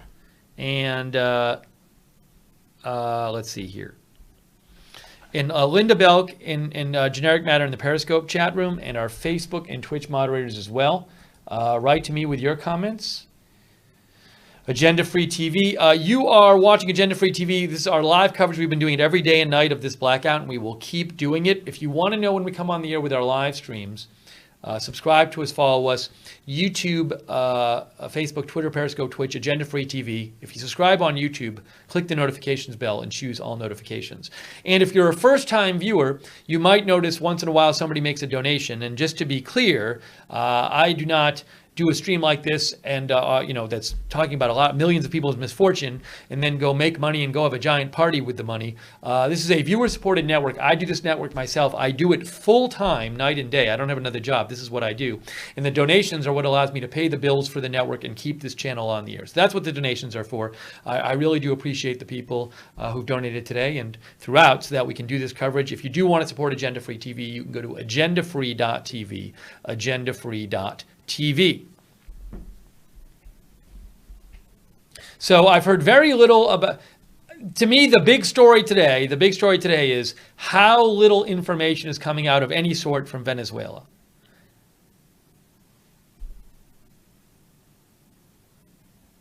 That's the big story to me today. Way less than before. Breaking LV sent me this. At 3:20 p.m., neighbors of the blah, blah, blah, blah, blah in the street. So I guess this is people protesting. What's the hashtag on this? Now, this isn't going to be a typical protest because the trains aren't working. A lot of people don't have, cars working and fuel's short. So it's not like people are going to all go to a central area. People are just supposed to go out from wherever they are. But people won't be able to gather in a central area. So it won't be like, all these people meet in Caracas or something in a square because it's just hard for people to get around.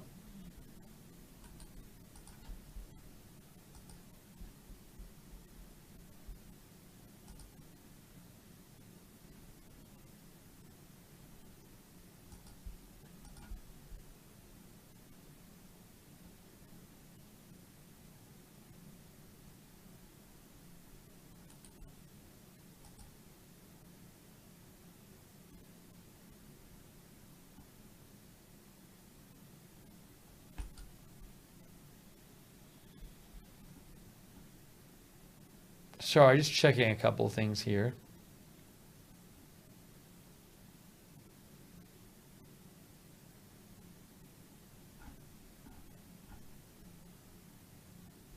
Oh, and we showed this video before.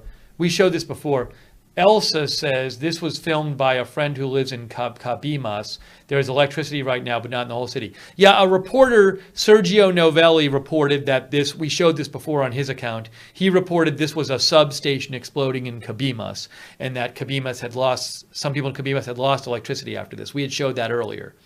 I can't verify the video, but there were There was another report of that as well.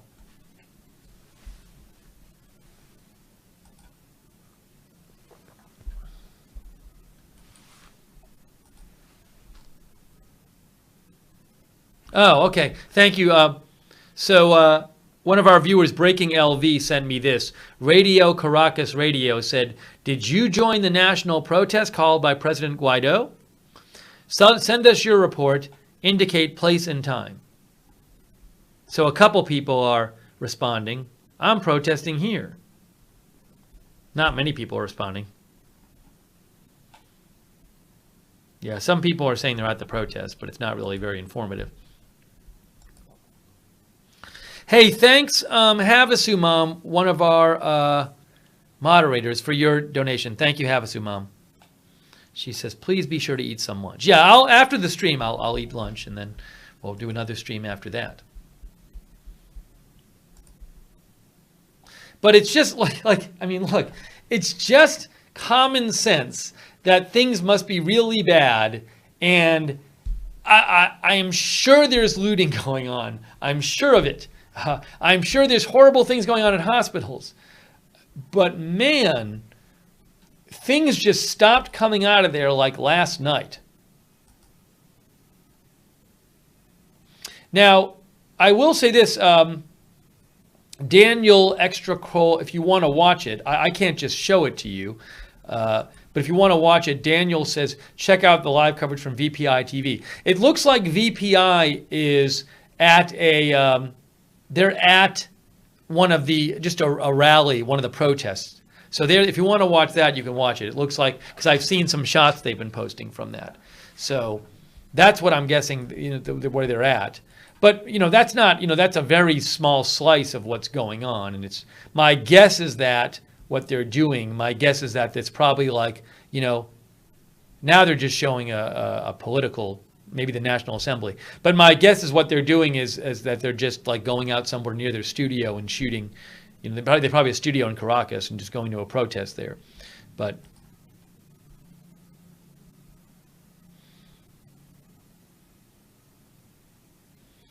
anyways, if anybody finds a good, I've been looking at some of the hashtags that have been popular, and just very little activity.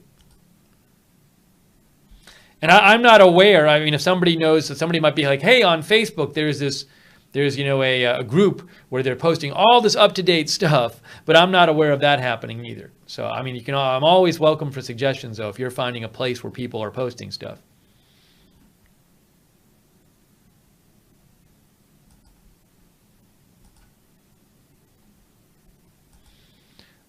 Mark Taylor says, what is the graph on internet traffic you showed?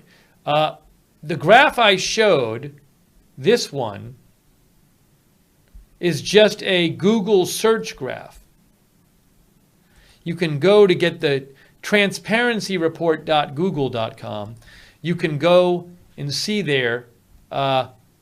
You can set it to search for web search in Venezuela. So this is very imperfect, but I just use it to get a sort of general feel for how many people are searching on the web in Venezuela. I mean, that's what it tells you, but I mean, it does, you can see before the blackout happened, this is the average these were the web search numbers on the days, and then it went down after the blackout happened. So I use it to just try to get some sort of feeling, are people back online or not? But it's the transparencyreport.google.com is where you can get that. By the way, if you write to me on Twitter, instead of DMing me, just write. It's much easier if you just send me a message by typing a tweet out and beginning your tweet at Lookner. It'll take longer for me to see it, and it's harder for me to show if you DM me.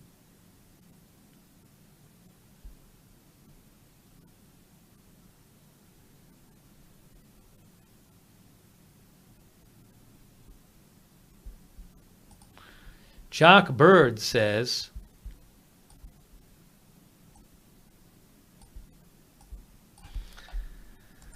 Steve, I think you should leave your headline in the form of hours instead of days, because if you were there, every hour would seem like a day. I bet they don't. I bet they know less than we do about what's going on. Certainly, I've heard reports saying people there don't have information. They don't have good information.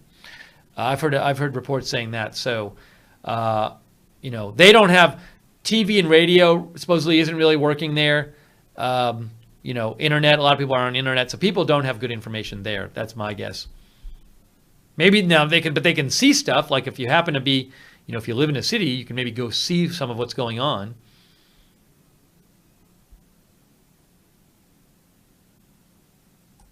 Troy Hudson says, this has become a life or death situation. People should not be encouraged to protest and waste energy and resources they will need to survive. Well, I think, you know, the idea was for people to just kind of go stand wherever they are out on the street. I think that was more the idea.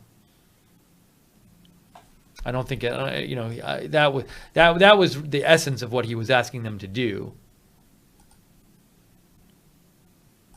Jonathan Davidson says, where are the pics of the water trucks to promise to help the people? Are there water trucks out there helping the people? I don't know. Where are the pictures of anything?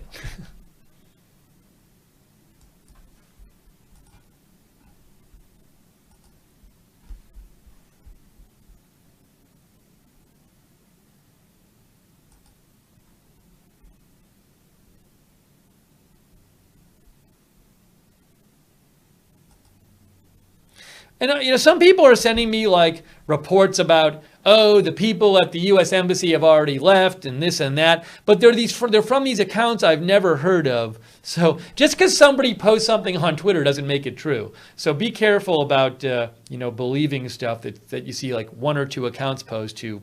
They're not, you know, major news sources or major news organizations. Because it's very, I mean, and it's very easy for someone to just type something and post it on the internet.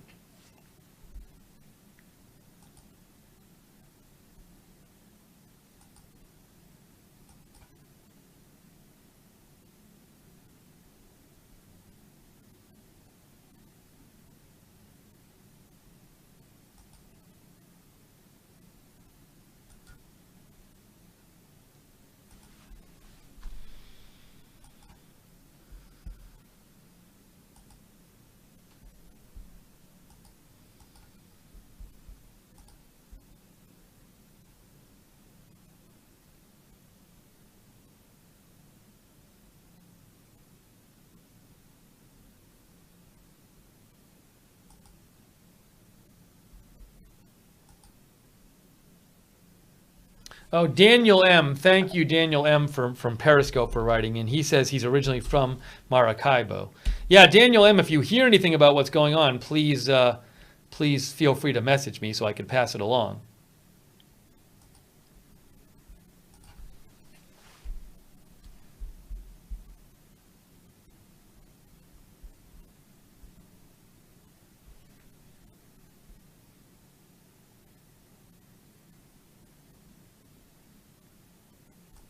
Oh, Nick sent me this.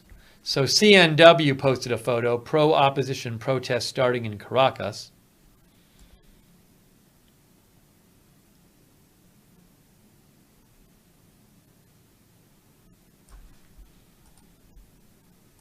Then somebody wrote me and said Sotiri posted a couple more things.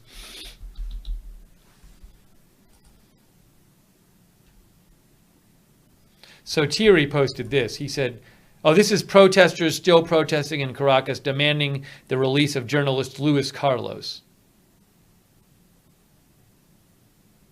He says, this is also the last active video I could find, total internet blackout. Yeah, something, you know, Sotiri goes around and he's one of these accounts that's really good about just finding stuff that's out there and posting it, you know, like videos and stuff. And he's said a couple times he can't find stuff. Now, I don't know if it's total internet blackout, but he's having the same experience where it's just like in the last night and day, since last night, it's been like you don't see anything coming out of there. There's very little information coming out.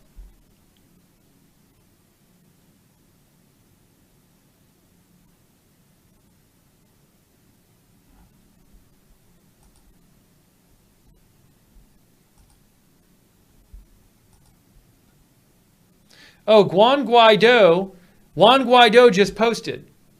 He just posted. He said, the information that comes from Maracaibo, where there's been reports of a lot of looting, is tragic. Violence and looting only suit the dictatorship. It is time to be in solidarity with those who need it most. We must stand firm and not let the darkness that spreads the regime enter our hearts. I want to retweet that because that's Juan Guaido confirming looting in Maracaibo.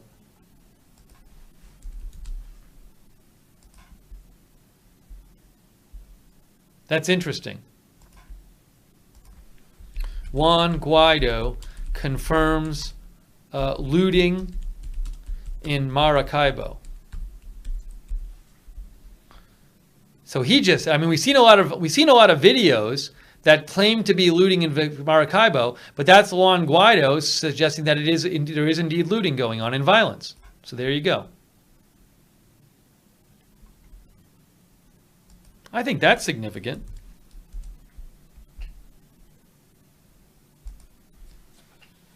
He just posted that 6 minutes ago.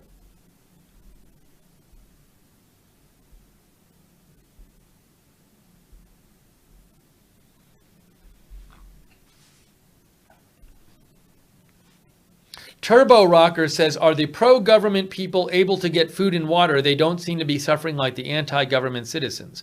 I don't know. It's a good question. I don't know. I wouldn't be surprised if they had more food and water than the people who are against the government, but I just don't know.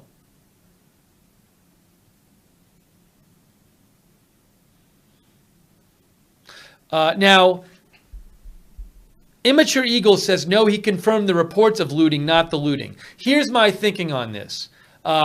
He says the information that comes from Maracaibo is tragic. He says the information is tragic. To me, if he just heard some rumor that he wasn't highly confident in, he wouldn't be saying this on his Twitter feed. So this, to me, counts as him confirming it. He is saying it's going on here. He's not saying, I've heard some reports from Maracaibo and I'm not sure they're true. He is posting here as if those reports are true. So to me, that counts as confirmation from him.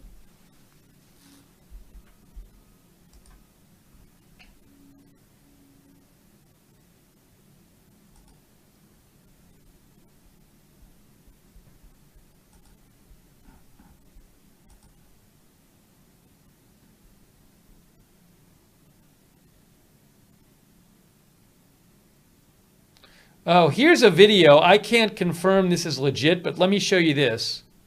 This is at least a supposed video. It was just posted. This is how the Bodega del Doral, roads of the Doral Maracaibo, after attempted looting, armed groups tried to take everything. Here there is no food, only liquor. I can't confirm this.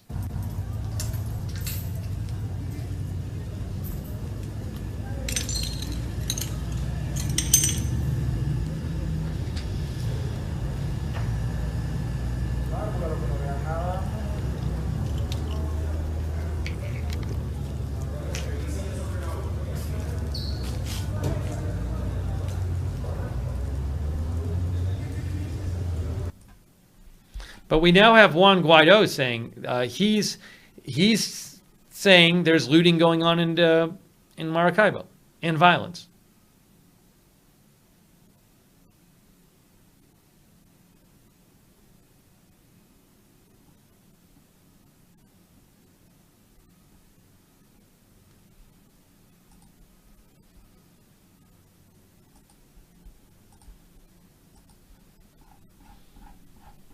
If you're hearing any updates, you can give me a shout on Twitter @Lookner.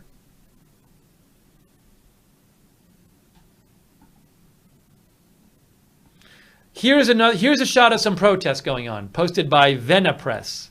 This is how they are concentrated at this time. The neighbors on Francisco de Miranda Avenue at the height of Los Dos Caminos in support of Guaido.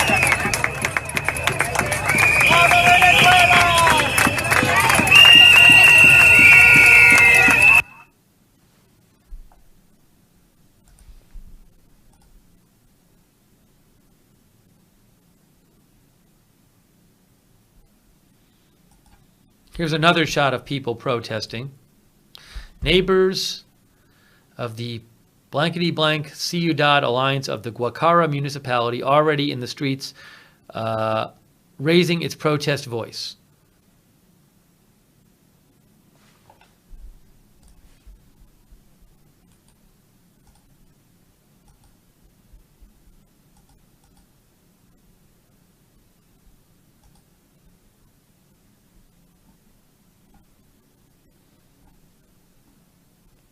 Oh, I found another picture of protesting. I guess Santa Monica, Venezuela. Protesting. Here's some more people out protesting.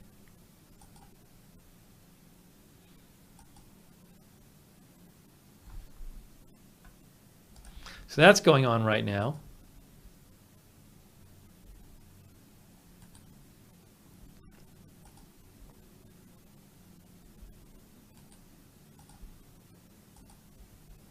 See what else I can find.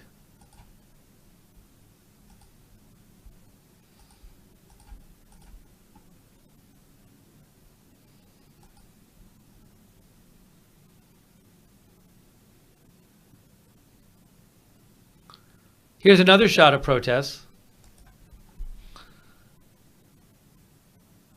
Supposedly going on.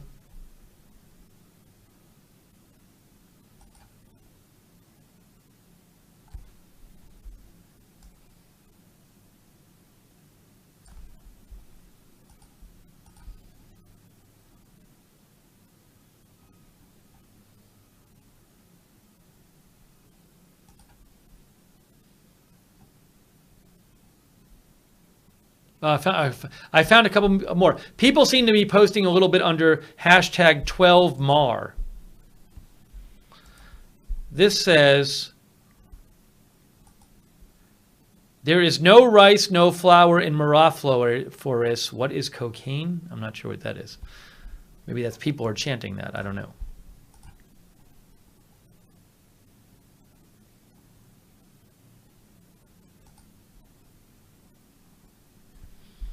It's another shot. So there are some people out there protesting. We're seeing some pictures.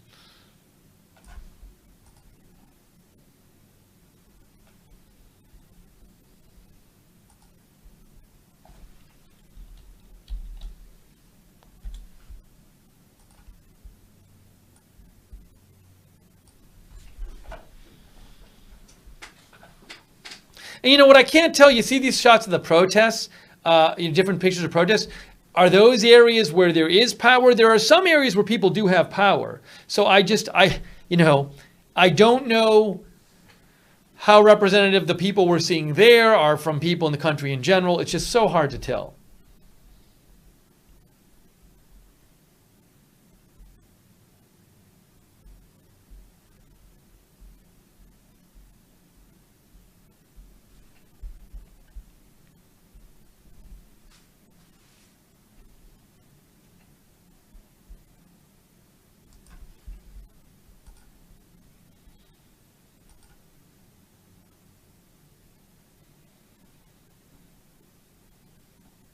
I want to show this thing one more time.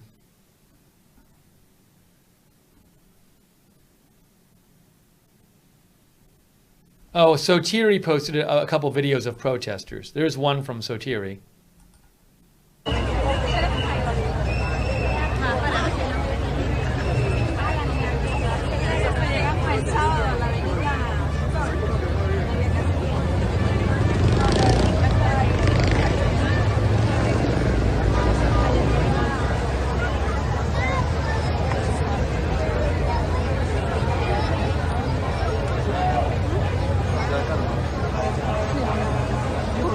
You know what's interesting?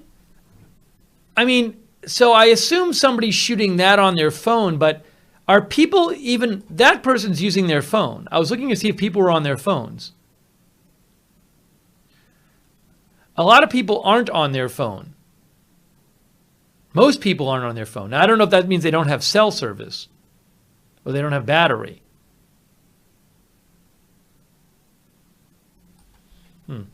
Then Sotiri posted this too.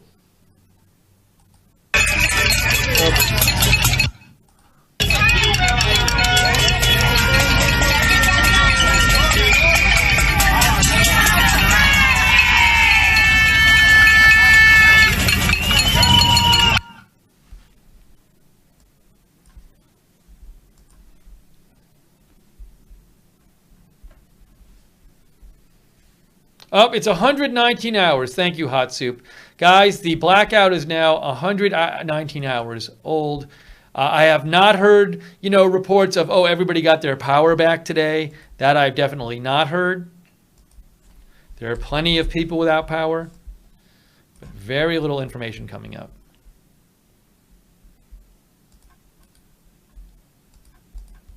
But we are at 119 hours.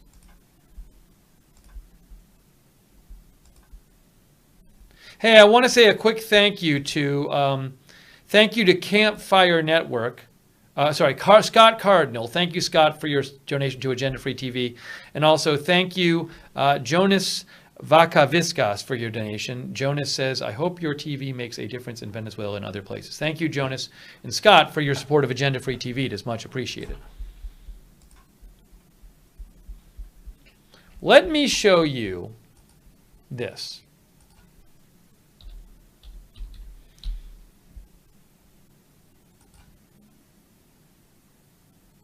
So, just as a bit of a window into what's going on, this is Rocco Perillo, and he has posted 3 threads from Caracas, and they've been, passed around by a lot of people, especially the first one.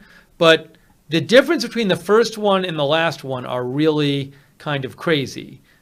So the first one he posted was a post about what was like 3 days ago. I think he posted it 3 days ago. And one thing he said 3 days ago is he said, most think the worst. If the blackout continues, which is most likely in 1 or 2 days, a social explosion could come due to lack of food, water, and everything. He said that 3 days ago, and now it's 3 days later. And he even as of 3 days ago, he was saying no health center thought the lack of light, no health center where I am right now thought the lack of light would last so long. Some have power for several days, some have a few days, and others do not. The situation in the health sector is most worrisome right now, and I live it up close. But this is all 3 days ago. He talks about how some supermarkets are open, they only accept dollars and euros. Nobody has enough cash to pay because the cash there is worth so little. But it wasn't like he was posting about what was going on, and he was kind of frightened, saying, if he also says no one knows for sure what happened or what is being done to solve the electrical problem in the country. But this is like these read like a reporter. He's not a reporter, but this reads like a reporter saying what happened, saying he's concerned, but it's well written, and again I thought it was. He says misinformation is another very big stress factor. At that point, most of the country cannot access Twitter to see what's said. Don't even think about radio or TV. It's as if it did not exist. But he says, 3 days ago, he said if the blackout continues in 1 or 2 days, a social explosion could come due to lack of food, water, and everything. So, and then he posted a second thread, but by the time you get to the third thread he posted yesterday, it was very short and very concerning. This was his thread yesterday. It was just 5 tweets long. And it sounds like he's not in a good mental state anymore. He said, hi, this is the third thread of information that reflects my experience with the blackout in Caracas. The disaster is getting worse. We are reaching the edge of a precipice. He wrote this at 6:47 p.m. yesterday. We're reaching the edge of a precipice. He said, no light or water has arrived at my house since last Thursday. Yesterday, he meaning 2 days ago, at 1 a.m., a transformer exploded near what it said that we will not have light. Who knows until when? There is no way to repair that in the short term. I became desperate and the fear and resignation consumed me. At this point, 4th day of darkness, the food that could not be saved was lost. Garbage accumulates in the streets, water is scarce, and despair is gaining ground. If there have been attempts to loot, apparently not so big and successful as of yesterday.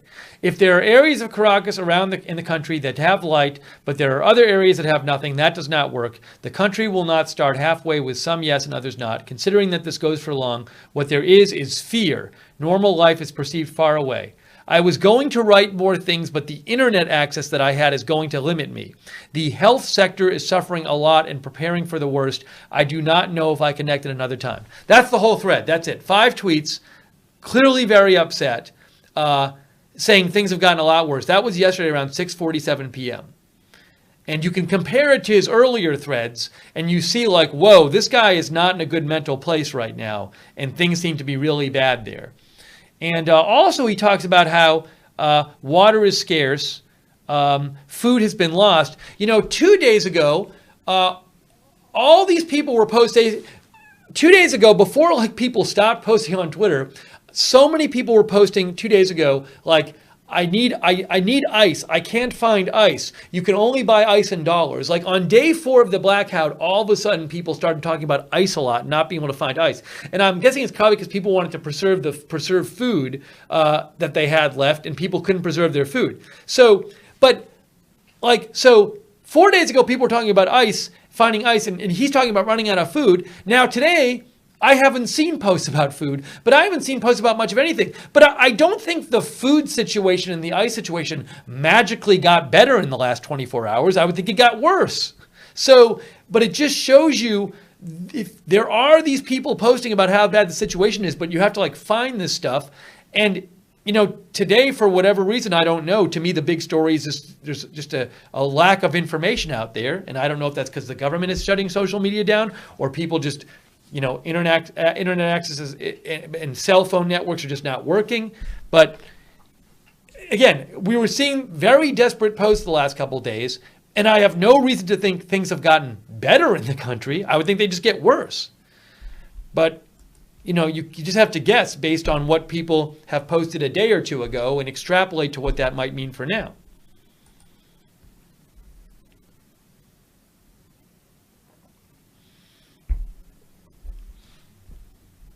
The Mystery says the cell phones are dead. They can't post. Kelly says no electric, no internet. And he had said, Rocco had said 3 days ago a bunch of the cell phone services weren't working. Look what he posted on March 9th.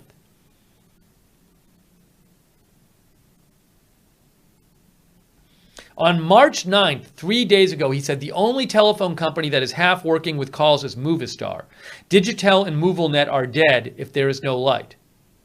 It is true that people stand at the edges of the highway or somewhere to get a little signal and communicate or find out. That was 3 days ago.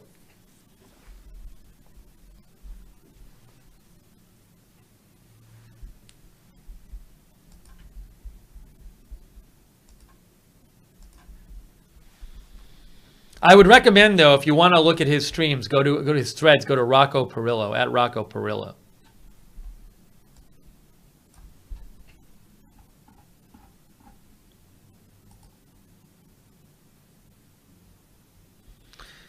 Den020 says, in difficult times, people will get inventive and create their own solutions.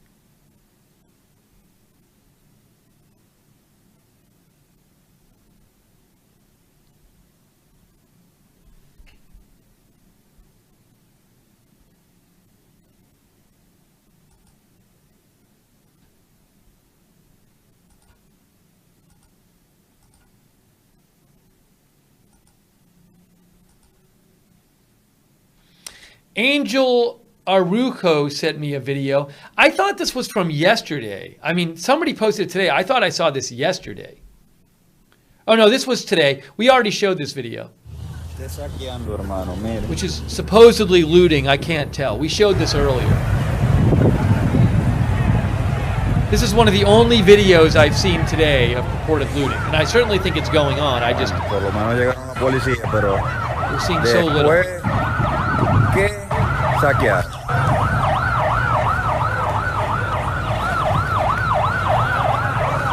Tienen, pues. Esto es lo que quiere el hueputa gobierno de mierda.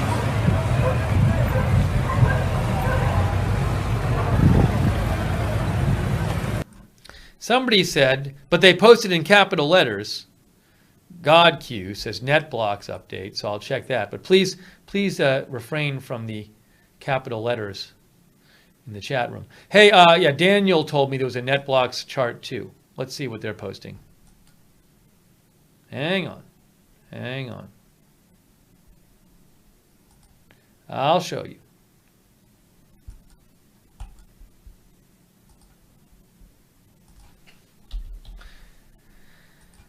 I wish NetBlocks posted more often. Oh, okay. Now this is actually positive news.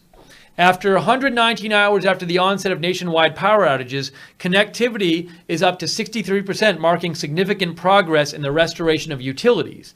It's weird, though, because they're saying that their data is showing that there's significant progress in restoration of utilities, but at the same time, there's less information coming out of there than I've seen.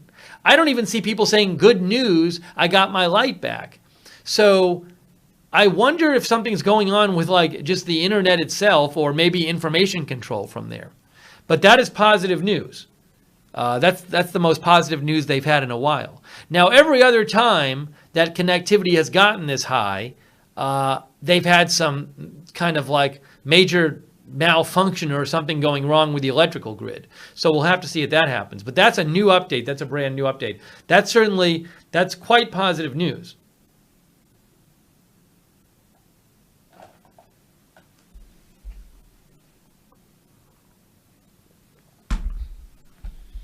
So let's hope that continues. It is strange, though, the difference that you have that news, and then you also have like very few people posting anything.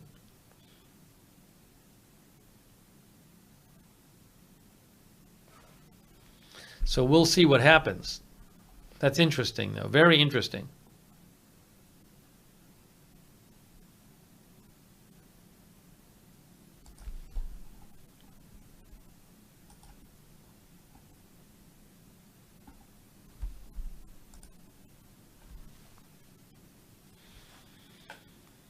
Kimberly Ann says sounds fake. I mean, NetBlocks, I don't think has any motivation to make it fake.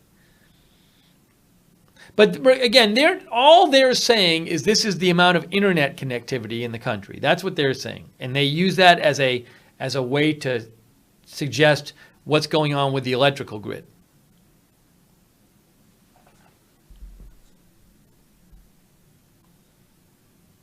Now, by the way, let me say this. Even if like half the country had their electric back, that would mean that 15 million people didn't have it. There could be entire cities that don't have it back. So, you have to just remember, we're talking about 30 million people. Brenda G says Maduro probably shut down the internet. Kelly says they can restore, but they can also silence. Linda Belk says, I hope that's a true report. Thanks for the super hearts, by the way, Cheryl, Maddie Adams, and Adam.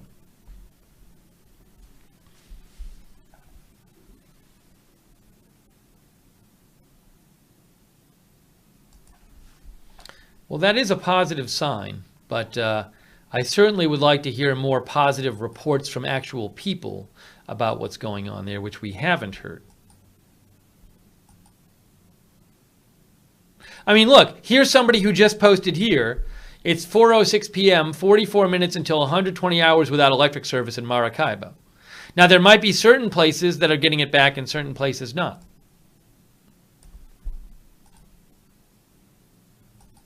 Here's somebody who posted 1 minute ago.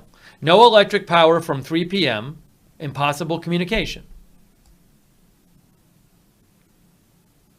Oh, they're saying they lost electric power around 3 p.m. today, it sounds like. Sounds like.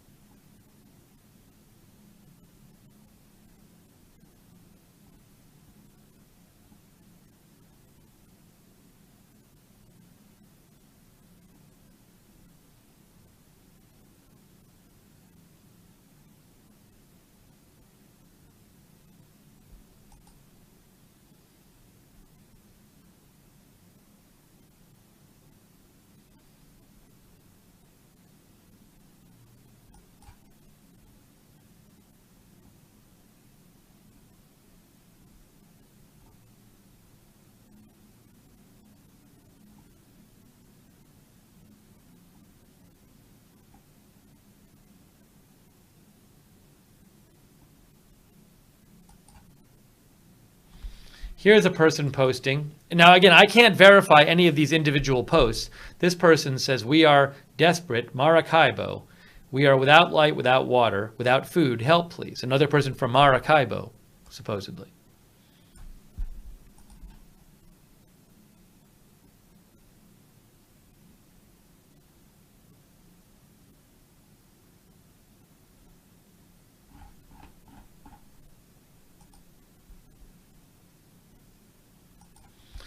This is a post from a minute ago. Without electric service in Paseo La Feria, Merida.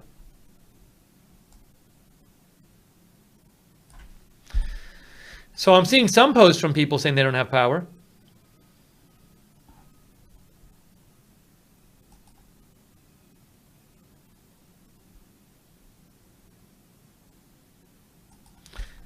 Dead Miss says, is it possible that somehow Maduro has IT people working for him to make it look like traffic is going in and out to make net blocks think people are getting power back? I don't think Maduro cares about net blocks. I don't think net blocks is on Maduro's radar. It's not that important. It's not that widely followed a site.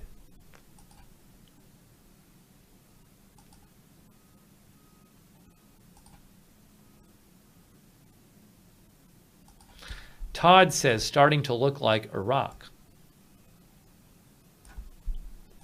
Yes, Derek, I have been reporting. We reported on Luis Carlos Diaz earlier, the journalist who has been taken into custody. We reported on that at the start of the broadcast.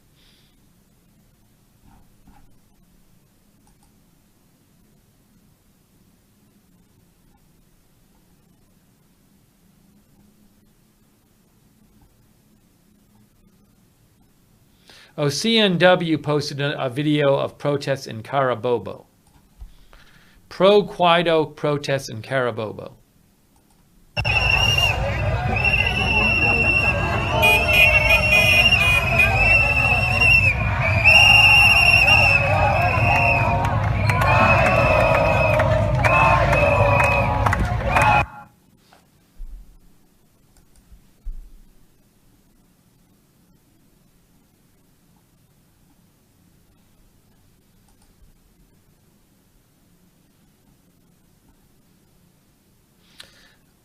Let's see.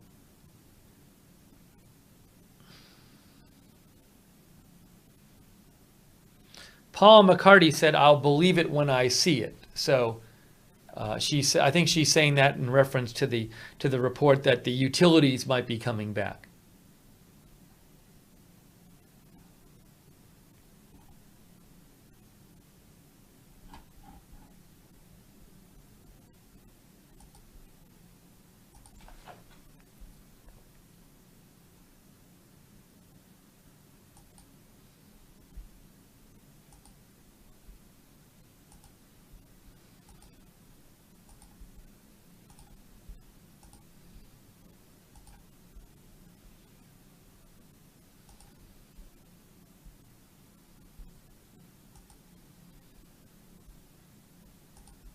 Some people sent me a couple of live streams like Periscopes.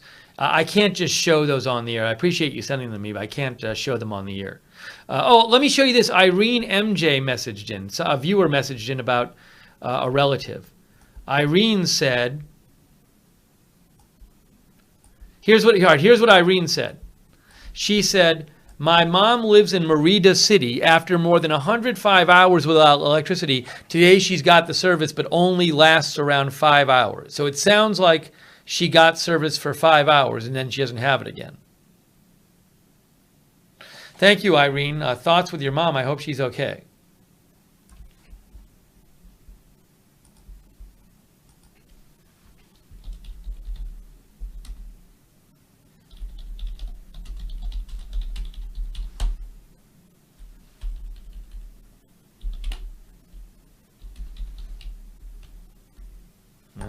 Sorry.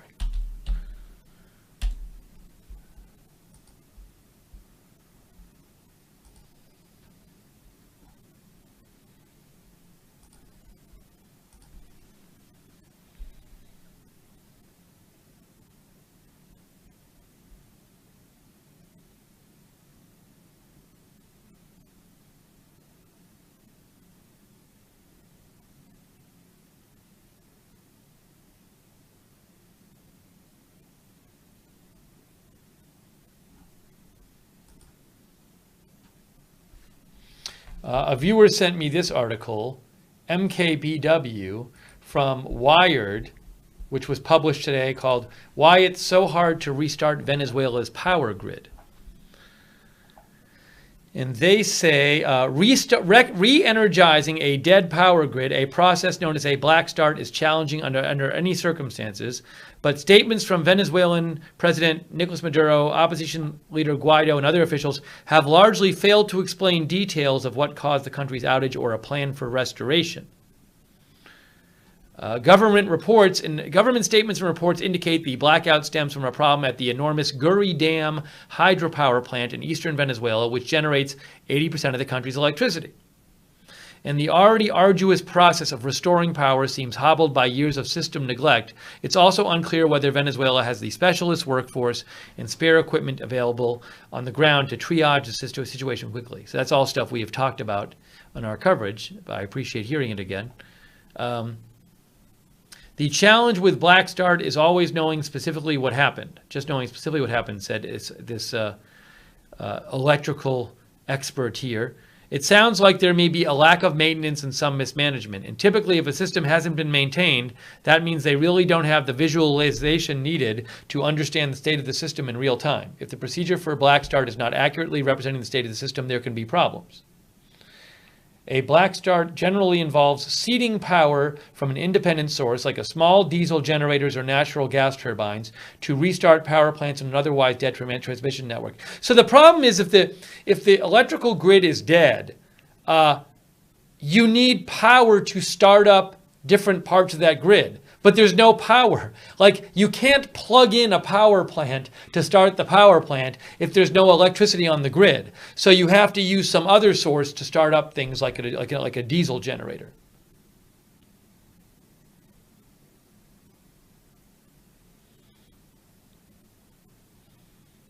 Let's see here. What makes any black start process, starting up getting the grid started up again, so especially complicated is the need to load balance a system so that as power surges through, the supply from the generator matches the power demand. Otherwise, the generation plant will run too fast or be exhausted, causing the system to fail again. So you can read this if you want, but basically it's a very complex process to restart the power grid and get power up again. And it's not clear whether they have the equipment or the know-how to do that. A lot of people with knowledge have left both the electric companies and the country. So we don't know if they'll be able to fix it. Maybe they will. It's not clear. Thank you for passing along that article.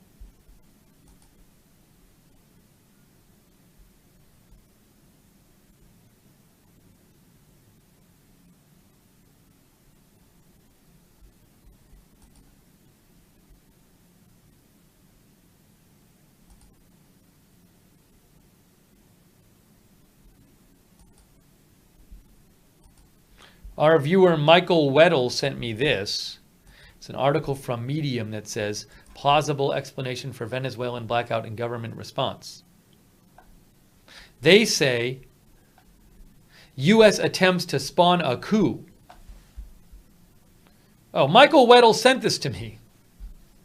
He wrote this?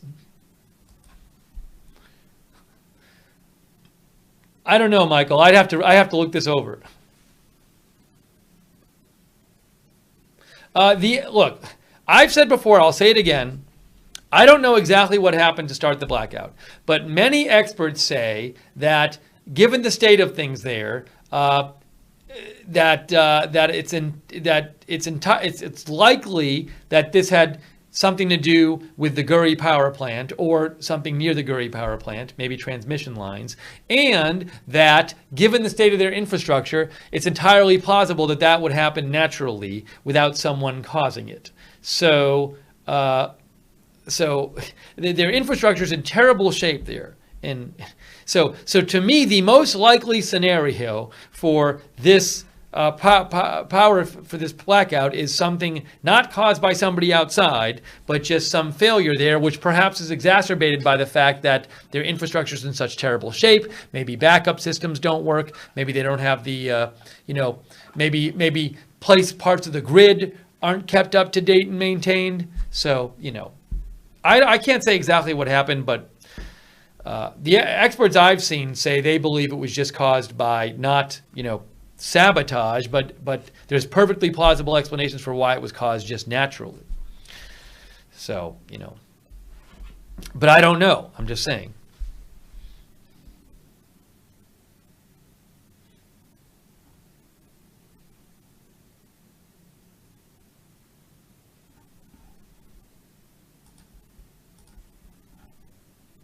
If you want to read a good article about this, go to this. Go to this.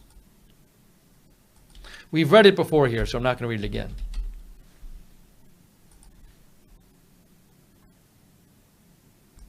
Go to Anatoly Kurmanayev and go back a couple days.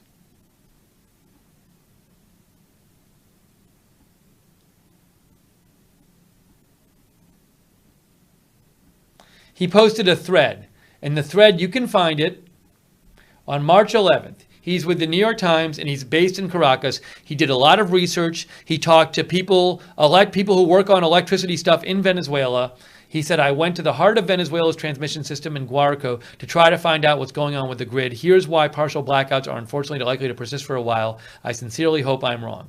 So he talks about his research, and he just lays out a scenario where something happened at the Guri plant and it was not caused by some other country, and talks about why, if that's the case, it could be very hard to fix.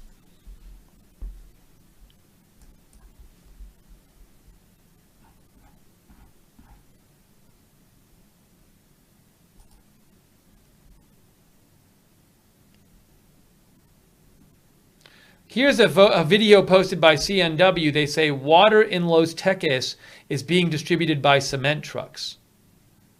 Something else I think it's very important to point out is, there's people who are more well off in Venezuela, and there are people who are extremely poor. I have heard reports that the blackout is affecting the poor people more. People who are more poor are not going to have a lot of reserve stuff.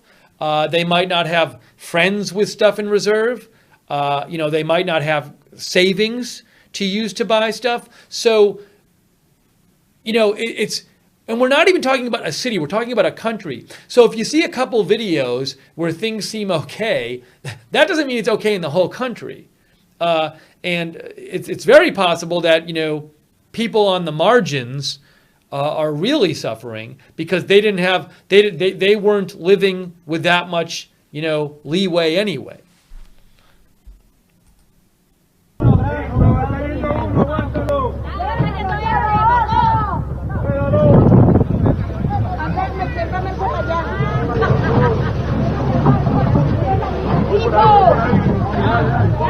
Métete, mamá.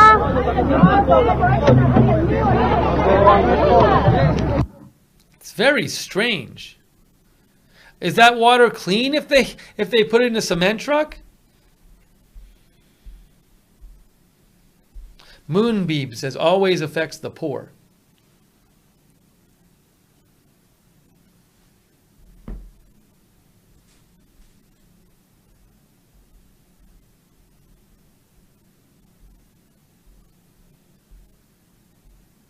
Queen Notifa says, also read that most doctors have left there. They make $11 a day now. Floored First says, I don't really think anyone had anything to do with the shutting the power down. No equipment maintenance. Cindy Tepper says, a concrete mixer truck can hold a lot of water. Joyful One says, hope it was a new truck. It didn't look like a new truck to me. Hey, thank you, Andy Tuesday, for your support of Agenda Free TV. I really appreciate it. Andy Tuesday, thank you.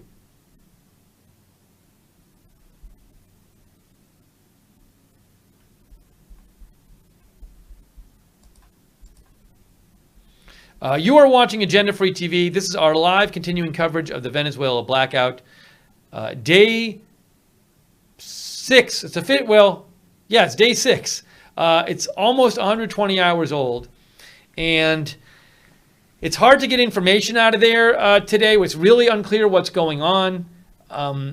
It's just very, very unclear. There was this one post from NetBlocks, which suggested that maybe things are getting a little better power-wise. But I want to let me just show you that. But it's just so hard to tell. So little information coming out of there.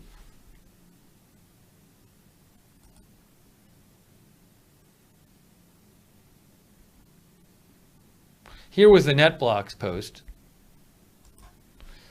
They said 119 hours after onset of nationwide power outages, Venezuela's internet connectivity is up to 63%, marking significant progress in the restoration of utilities.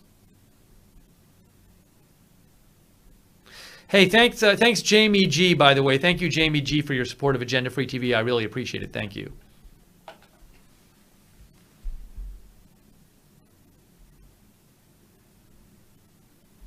LA Child says, it's like the poorest are suffering the most, like our homeless who rely on big government and donations. I don't know what the comparison is there, LA Child. But to me, it's very possible that, there are people who are living on the margins, and this now, they might not have a lot of backup, the more poor people there. But I don't know, it's hard to say. It's really difficult to say exactly what's going on. Maracaibo sounds like things are bad there. Thank you, Cheryl and Jay, for the super hearts.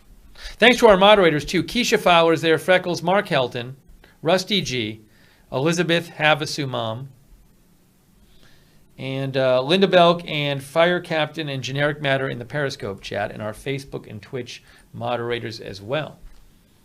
If anybody's ever interested in being a volunteer YouTube moderator, you can message aftvmod@gmail.com, aftvmod@gmail.com for information on that. Beck Pinar says, what is it? After so long, it doesn't matter how much money you have. Money can't be used anymore. It's no good to anybody, and I will suffer the same.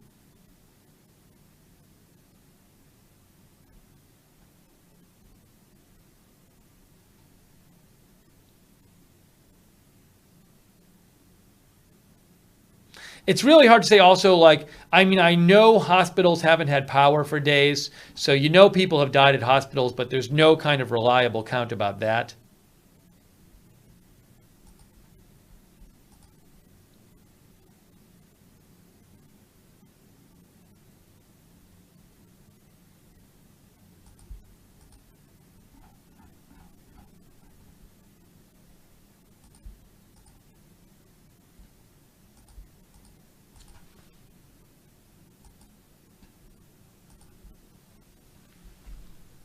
Here's a shot of a protest going on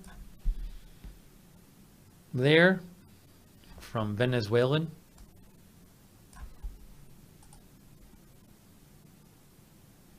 Another shot of a protest going on east of Caracas.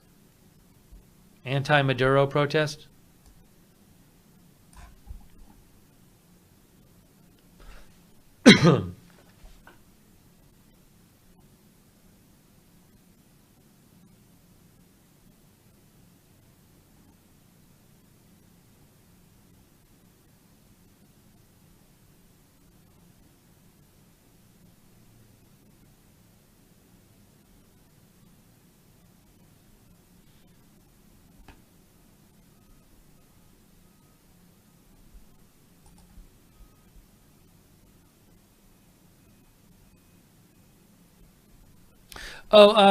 Here's something. People have asked about people trying to leave Venezuela to go to another country. Now, Sergio Novelli says several neighbors and friends of families who tried to leave Venezuela via the border with Colombia, and they were not allowed to get into Colombia.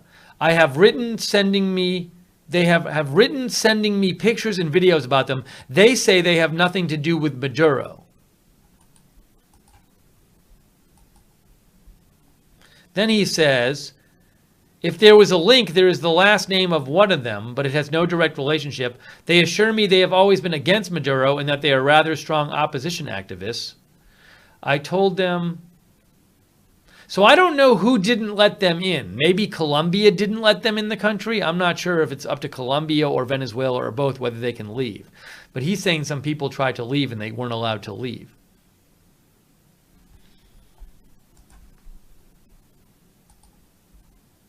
Very little information on that, too. The whole idea of whether people are allowed to leave or not. I just don't know.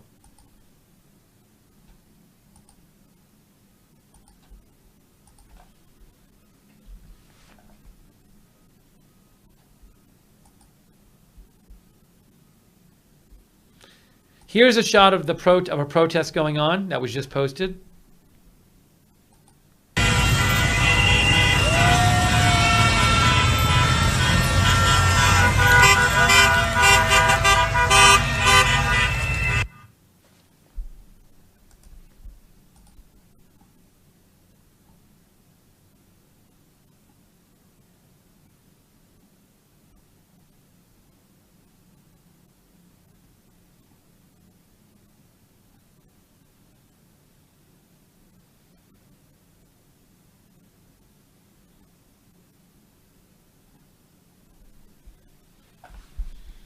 Chanel Brown says the Venezuelan people are resilient.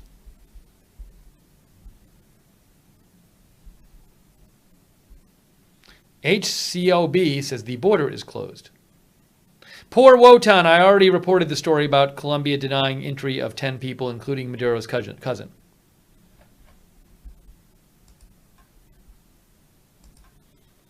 Hey, thanks for your support, Todd Denninger. Thanks for your support for Agenda Free TV, Todd Denninger. I appreciate that. Somebody asked me to show the Google graph again. Here is the latest. Now, there's a delay on this of a couple hours. This is the amount of Google web searching going on in Venezuela as of an hour and a half ago. I mean, look, to me, if the electricity was really coming back on a lot and people were all getting internet back, this should keep going up. But this has been stagnating since, you know, from 11:30 to 3, it's not much different. It's not like during a normal day, it would start down here at like 2:30 a.m. and then keep going up until 8 p.m. So I don't know what to make it. I'll keep it. I mean, this is a very imperfect measure of what's going on in the country, but it's the amount of web searching going on. So I try to use that as maybe an indication of how many people are getting their internet back. But it could be, you know, maybe people have internet but don't spend time searching the web, or they spend more time than usual searching the web. So it's very imperfect, but that's the chart.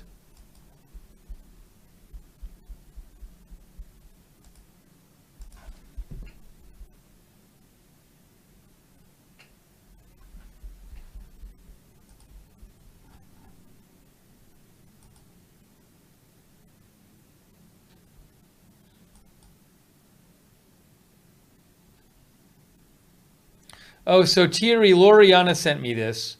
This is a new video of possible looting. I can't confirm this video. So Thierry says, looters are trying to loot a large mall near Doral Mall in the Avenida Fuerzas north of Maracaibo, ahead of the darkness today. Let's look at this. Dicho. Ya llegaron al Dora. Graba, no estás grabando. Ya se metieron, ¿ves? ¿Ves? Le están dando a las paredes. Ay, Dios mío. Dicho y hecho, Ricardo, dijeron a mediodía. Esto no se graba. Ay, mira cómo le dan. Mira cómo le dan. Pon grabar, mami, Dios. No puedes hacer un tiro al aire. No, tiene que darle, mami. Maldito para agarrarlo, no. Interesting. Near Maracaibo, supposedly. Can't confirm that.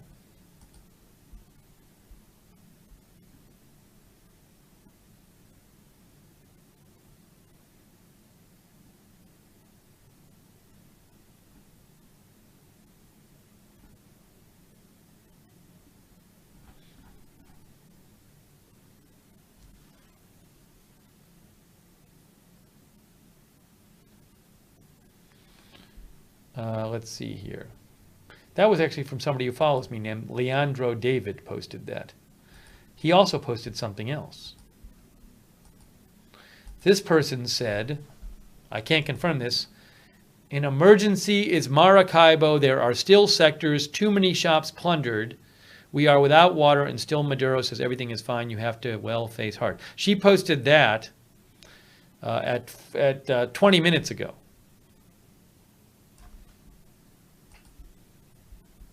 Definitely a lot of not good things coming out of Maracaibo, we're hearing.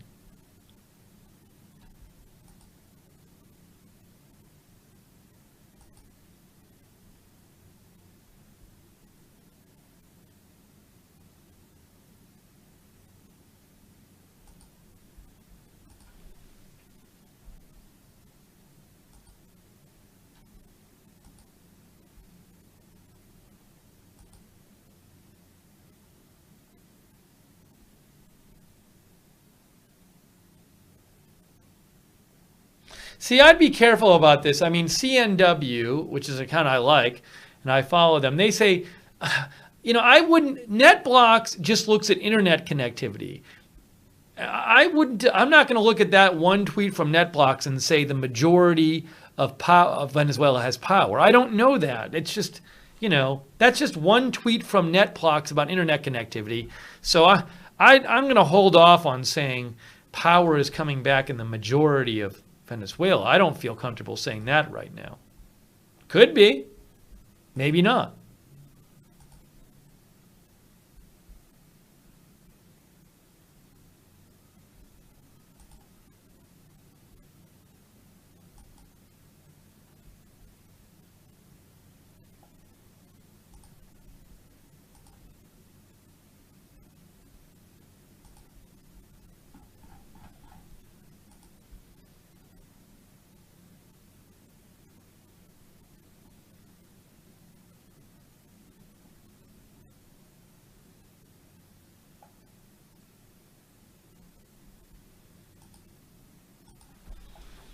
Very hard to say what's going on.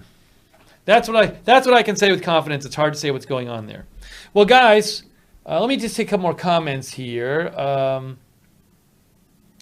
Diane Illerbun says, would think there would be many more tweets, messages being sent out if they were online. The quiet is eerie. Yeah, I would think we'd be hearing more reports from people saying we got our power back, which I'm not hearing.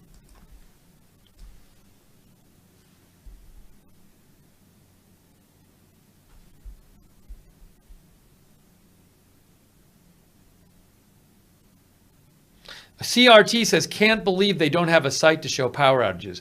The government is not, it's not like here where the electric company will post the site with the exact spot of the power outages. It's very hard to find that information, and that is not information the government is forthcoming about there. And the utilities are controlled by the government.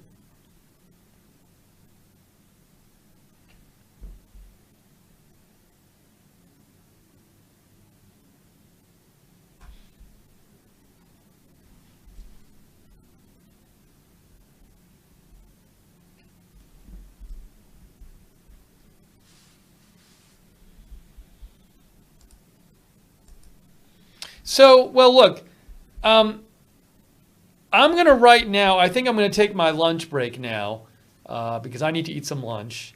I wish I could give you a better picture of what was going on there. I've been trying to get you the latest information here, and it's just very hard to tell.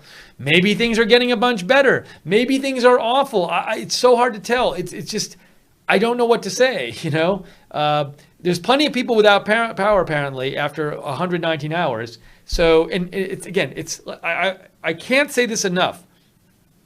Even if it were just a big city, like Los Angeles or Chicago-sized city, it'd be hard to tell exactly what was going on. We're talking about a country of 30 million people. So there's so much that could be going on. Things could be not bad in half the country and absolutely awful in another half the country. And, there's plenty of places we hardly hear anything from. So it's just hard to say what is happening. So I'm going to keep covering this and letting you know what's going on and doing my best to get the information out there. So that's all I can promise you is that. Hopefully we'll get some more information soon. But I really appreciate you guys watching and helping cover this. Thanks for sending your news tips and letting me read your comments on the air. And thanks also to our moderators who do a fantastic job in the YouTube chat. Elizabeth, Rusty G, Havasumam, Freckles, Keisha Fowler, Mark Helton. In our Periscope chat, Linda Belk, Fire Captain, Generic Matter, our Facebook and Twitch moderators too. So it's frustrating not to be able to get more information, but it's so hard. And we're even getting less than before. And thanks very much to the people who made donations, because this is a viewer-supported network, so that your donations are what allows me to do this network and keep the channel going and bring you this full-time coverage. If you do, so I really appreciate that. Thank you. If you do want to support Agenda Free TV, you can go to agendafree.tv, agendafree.tv. And after I eat lunch, we will come back and do another stream on this. And be sure, if you want to know when we're coming on the air with these live streams, subscribe to us, follow us, Agenda Free TV. If you subscribe on YouTube, click the notifications bell, choose all notifications. Also, if you subscribe on YouTube, I recommend you follow us on Twitter or Facebook as well, because once in a while, YouTube forgets to send out a notification. You can follow me on Twitter @Lookner for news updates when we're not on the air, @Lookner on Twitter. I'll be posting there if I hear stuff before we come on again. And feel free to hit the like button if you like the stream too. That always helps us. Thank you for saying thank you. Dan Jackson, thank you. Thank you, Gene Craner, Paula McCarty. Thank you, Buttercream.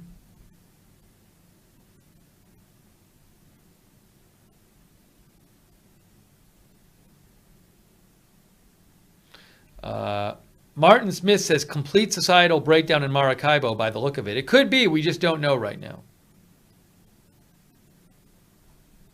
Thank you, IVG. Thank you, Some Guy.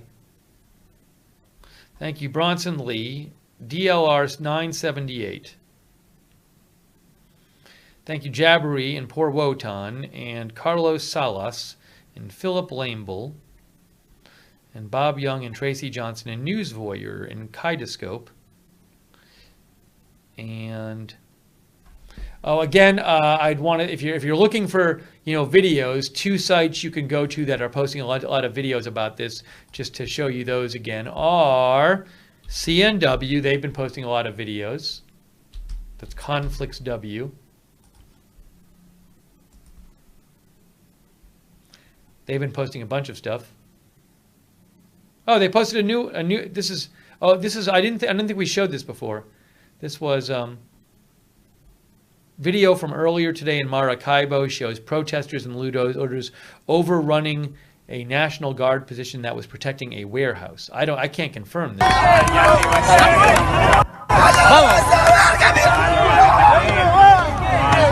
Ya listo, bórralo. No, no hay vidas. ¡Ese pueblo! Lo hace cayendo, míralo. ¡Allá va!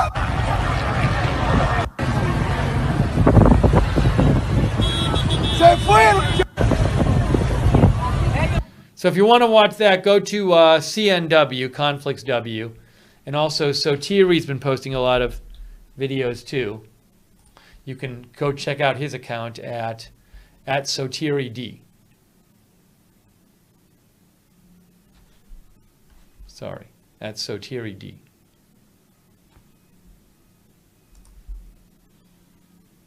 Thank you, Raginator. Thank you, Cliff Razor. Thank you, Den020. Thank you, Light Switch. Thank you, Davy Boy.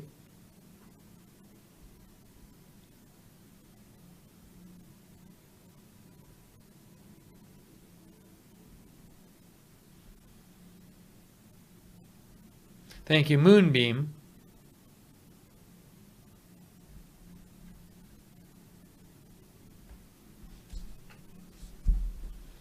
Thank you, Anne-Marie.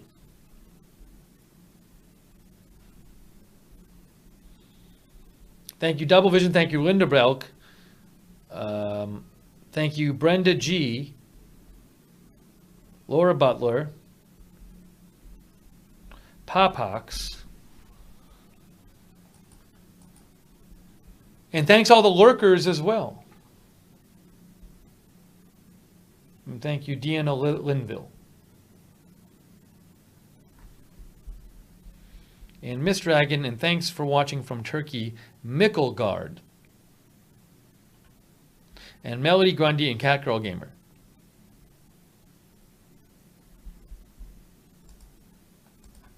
All right, guys, I'm going to grab some lunch. I will be back afterwards with an update on what's going on with the blackout in Venezuela. Hopefully they can get this fixed soon. Thoughts with the people there. I really hope they can get their electricity back. It's just been crazy there for... we're in day 6 of the blackout for people. So I really hope they can get it fixed for the sake of the Venezuelan people. All right, guys, that's it for now. We will see you soon with more live coverage right here at Agenda Free TV.